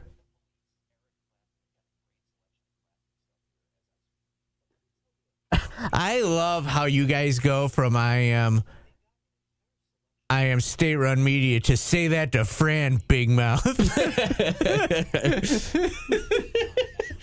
You're an idiot. What do you want him to get on? Hey, Fran, your team's a circus. Put a 10 over it. Like, you don't think that was a circus ending to the season? By the way, if you said that, Fran would probably be like, yeah, it kind of was. Like, man, like, I mean, I don't his think expectations are higher than us. I don't think that was a hot take.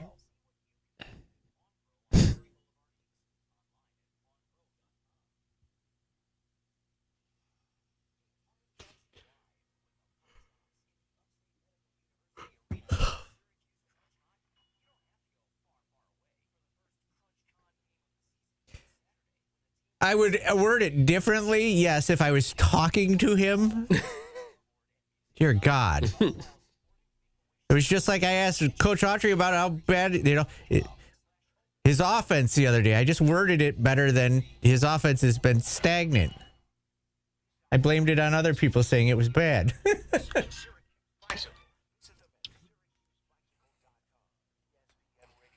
Dude, they lost 70-7. Watch your favorite ESPN Syracuse sports talk shows on QSportsTalk.com. Welcome back to Orange Nation. Dreams, Fleetwood Mac. I'm going to say something on the air that I said in the chat because I'm not scared to say it. Syracuse football right now was a circus at the end of the season. Right? Would you not say that was a disaster? Like, yeah, I said it about end of the season was a disaster. I said it about it was a circus. Yeah, they couldn't throw a football. They could not throw they were playing the original football. Like, there was no forward pass. Yeah. They needed a long pass, and they went to Jonte Cook for a reverse. It was a circus. Like, they had to run flea flickers in order to get the ball down the field. Yeah. Like, they did multiple games with flea flickers because they couldn't get the ball down the field. It's got to get better. Just like last year at the end of the basketball season, it was an absolute disaster. Syracuse basketball last year. I said it. I don't hide from the fact. I am not state-run media. I have faith in the coaches that are here, though. It was a disaster. I will say, and I've said it before on the show, I'll say it again. I think Fran Brown believed that how he handled the last few games was the right way to do it. And we can debate that, and we can say, they didn't put their best foot forward. They weren't giving themselves the best chance to win. He handled it how he thought it was the right way to handle it going into next year. And the results were what the results were. Yeah. Yeah, I mean, he came on after the Notre Dame game and basically gave a public apology. So, you don't do that unless he understands that things need to be a lot better. Supercat says the circus is entertaining. That was not entertaining, Paul. Okay, good point. It was a disaster. All right, I'll change it from both the football program this year and the basketball program last year were disasters. All right? And I think the coaches realize it. Red went out and put together a hell of a team. Let's see if Fran can do it. Yeah. More bonus today's business brought to you by Superior Plus Propane. Bonus business. Let's talk about Elijah Robinson, which you guys have talked about earlier on in the show. But for anyone that missed it, report coming out last night from footballscoop.com that LSU and Lane Kiffin want Elijah Robinson to be their defensive line coach. And he is on campus at Baton Rouge, I should say. Earlier today, those reports are coming out. Pete Nako saying that he is there. So Paulie and I have been joking off air about how now the fan base reaction is, oh, good riddance. Let's get rid of Elijah Robinson. Stupid take. Like, he's one of the best recruiters in the country. He's one of the best defensive line coaches in the country. There's a reason Lane Kiffin wants him. You want Elijah Robinson on your staff. Yeah, for everyone that disliked Elijah Robinson, the defensive coordinator, you should still like him, the defensive line coach, I'd say, and because he is a great recruiter. Yeah, and as you said, there's a reason Lane Kiffin wants him, and I would assume that that's at the top of the list, is the fact that he's a really good recruiter and does have ties to the SEC. So we'll see how it all plays itself out. But, Fran's bigger concern is finding a defensive coordinator at the moment. And if Elijah were to leave, then, he'll deal with that. And I've seen multiple people tweeting about, well, Syracuse is paying him coordinator money. Who cares? Don't worry about what he's making. Like, you want to be like LSU, you got to pay people a lot of money. No matter what we're discussing, whether it's people, we just had the guy mad that you got to pay people to stay, too. And if you want them to stay, you're going to have to pay them, probably. Sure. Well, that kind of transitions us into a conversation about the ACC that I wanted to have. And I'd echo what Wes Durham said when he was on earlier about David Hale's article this morning on ESPN. He did kind of a deep dive and talked to a lot of coaches around the league. And one of the takeaways I had is David Hale was kind of making the point that the ACC was too slow to transition out of a basketball-first conference. And when they were sort of thriving in the football ranks as well as basketball, they stayed a little bit NIL focused when that came into the picture and money focused in basketball. And now it seems like they are making a shift where we see like Virginia Tech is going to get in James Franklin and adding a lot of money next to their football program. And even Boston College is bringing back Bill O'Brien, and they said they're going to make more of a financial commitment. And I feel like that has led to, there's a lot more parity in the league this year, but there's no top dog right now. So we've talked about it a lot. The ACC championship game is a mess. But what's your guys' overall view on, did the league get better this year and we're maybe not talking enough about how it's a mess because there's more depth in the conference than previous years? Or is it just you got to have the top dogs and they got to find a way to get a top 10 team or a top 15 team? I think that there's a whole lot of mediocre in the conference right now. Yeah. And I think that the top of the conference, and I'm looking at you, Clemson, I'm looking at you, Florida State, they didn't produce, right? I think coming into the year, we all thought Florida State and Clemson were going to vie for the ACC title along with Miami. And Miami turned out to be good, not great. I mean, Miami's good. How many guests did we have on that pick Clemson to win the national title this year? Yeah. Clemson did not produce. And I think that, I don't know that we would be having this conversation if only one of those three turned out to be what we thought they were, right? Miami was good, but they did what Miami always does. They got tripped up against teams they probably should have beaten. Clemson was a failure this year. Florida State was a failure this year. If one of those teams turned out to be the cream of the crop and they're going to the ACC title game and they win the bid, like, we wouldn't even be talking about this. So I think that the unfortunate thing is there's been a lot of parity in the middle of the conference, just like always.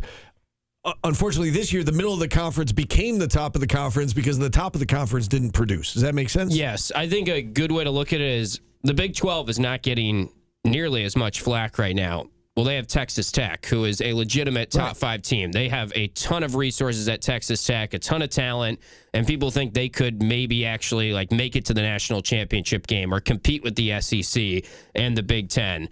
And really, the rest of the conference is probably pretty even with the ACC. I guess BYU is also up there, but my viewpoint is they just have a top dog and the ACC doesn't. They don't, and they should have, right? I mean, by all accounts, all the analysts, we all looked at it and we said one of these three should be the top dog, and none of them were. And, that, and again, if the tiebreaker were such that it was, okay, Miami gets into the ACC title game because it's the highest ranked team, I'm not sure we're having this conversation either because, most likely Miami wins the game, or at the very least Miami plays Virginia, and then how about Miami? Whoever wins, yeah, seriously. For once. Whoever wins would go to the college football playoff. You could say, looking at you, Florida State and Clemson, Miami every year has just got one stinker of a loss or two. Yeah.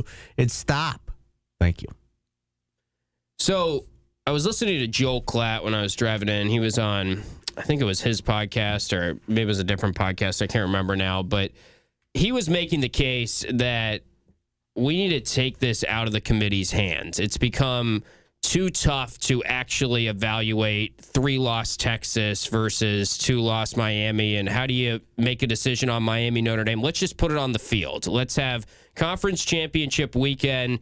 Let's say, for example, this year in the ACC, he was saying maybe you'd put Miami against Duke, and then you have SMU also in a game against Virginia, and whoever wins those games, then the ACC every year gets 2 bids, the Big Ten every year gets 4 bids, the SEC every year gets 4 bids, and you just decide it based on play-in games. My pushback on that is I think there's going to be some years where the ACC deserves 3 bids or some years they deserve 1 bid. And I don't know if we should really go into the season with a structure of this league is just 2 bids and no other wiggle room there. So what if Ohio State were to lose in its conference situation, right? I mean, and they're undefeated. They're clearly the best team in the country. Yeah. Would they not get in then? I think he was saying for the Big Ten, Ohio State and Indiana would play for a bye. And then that would be your Big Ten champion. And then Indiana's definitely in as the second team in the Big Ten. And then Oregon would play, I can't even think of who would be team 4 in the Michigan, I guess. And Oregon, if they win, would be team 3, and Michigan would be team 4 in the rankings from the Big Ten. Interesting. But that's a good example because Michigan shouldn't be in the playoff field. And he's saying, in order to do this, you would have to have the Big Ten gets 4, the SEC gets 4, the ACC gets 2.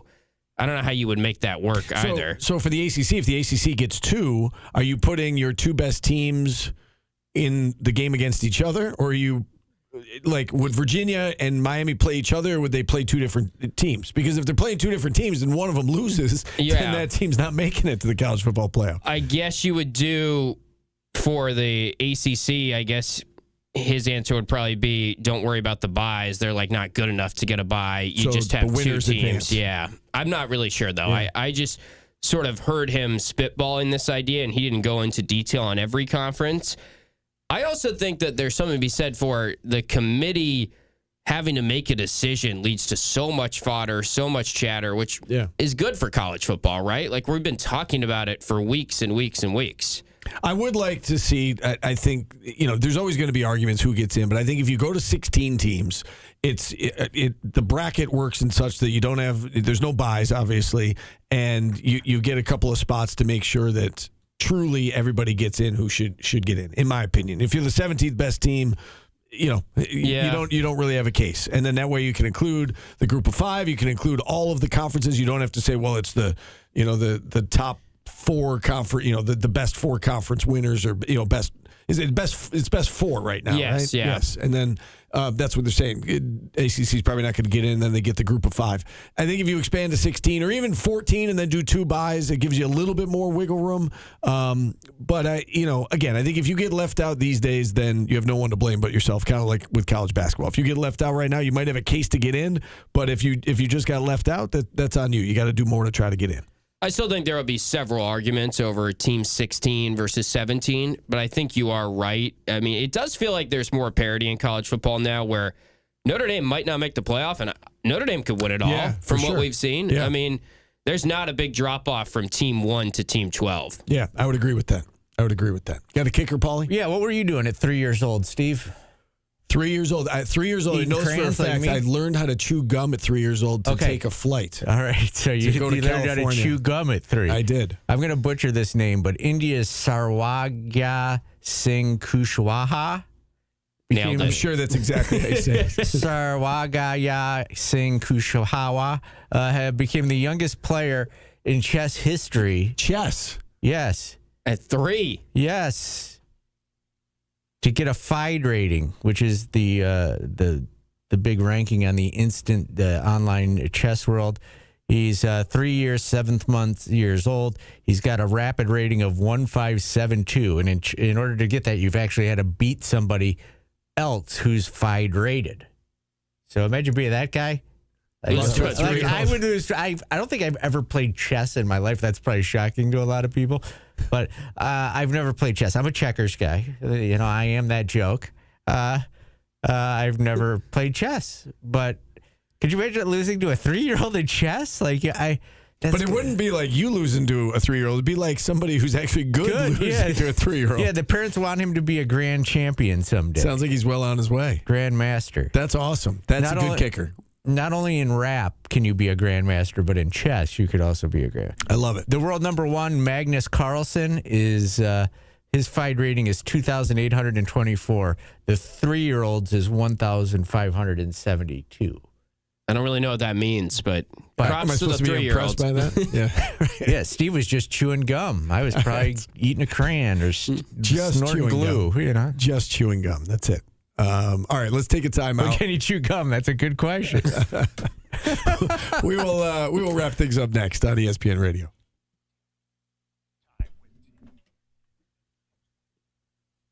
I was stealing cars at age.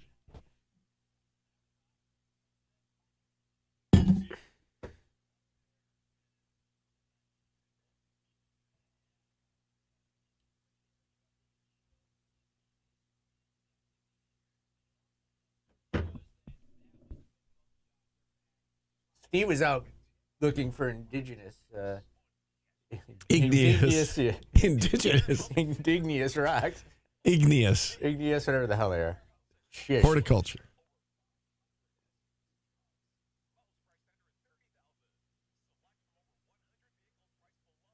I can't even remember doing anything at 3. I don't remember it, but there are pictures of me learning how to chew gum in an airport before we took a flight to California. I think there's pictures of me when I was 3. You remember that plastic bowling set? Yeah. Like I was playing that in my hallway.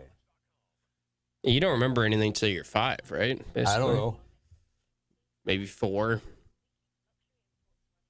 I sure as fuck wasn't playing chess. Yeah, right. Like even if they asked me to play chess, I would have been like, no. I'm gonna I go. want to light my G.I. Joe on fire because everybody does it. It's so cool. Watch this. Isn't this so fun? pretend it was bowling for dollars, and I would bowl down my hallway. Yeah, I'd rather like. I don't think I was doing it at 3. Commissioner Phillips makes it clear that if Duke football wins, they should be in. He says their strength of schedule will be inside of 50. And some of the schools Don't I've they have seen 5 losses? Yes. And they got smoked by Illinois, lost to Tulane, who is probably going to be a playoff team, and UConn in the non-con. That's right. They lost to UConn. Yeah. I remember that.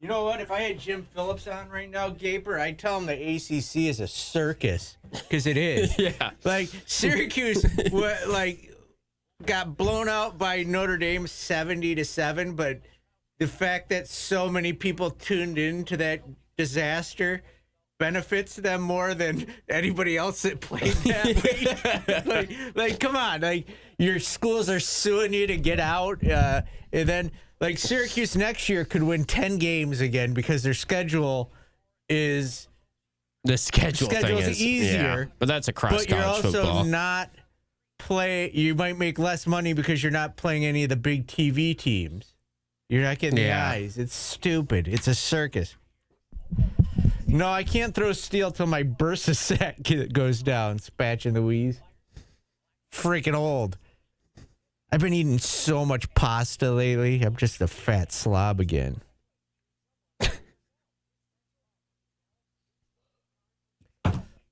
One more segment, Steve. Oh, no, then you got to do the... Yeah, our stupid show. Let me get the songs pulled up. I didn't pre-write them this time. Oh, God. We do have to be efficient today, Paulie. All right. I got another show at 3. What do you got? I got to do another WS Wire Plus show at 3. A separate one. Jeez. What are you, Captain Plus? Yeah. Have we not been efficient so far? No, we have been.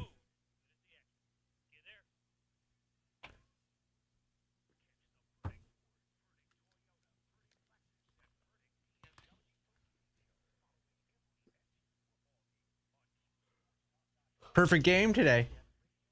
Pitching a perfect game.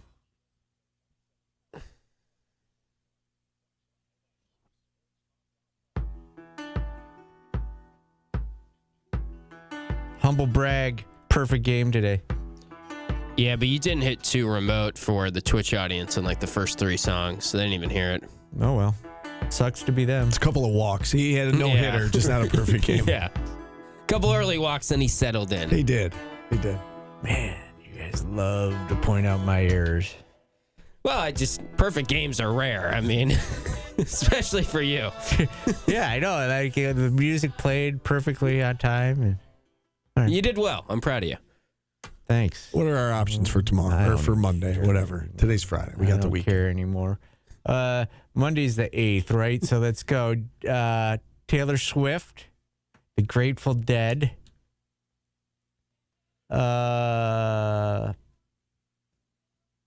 Pantera.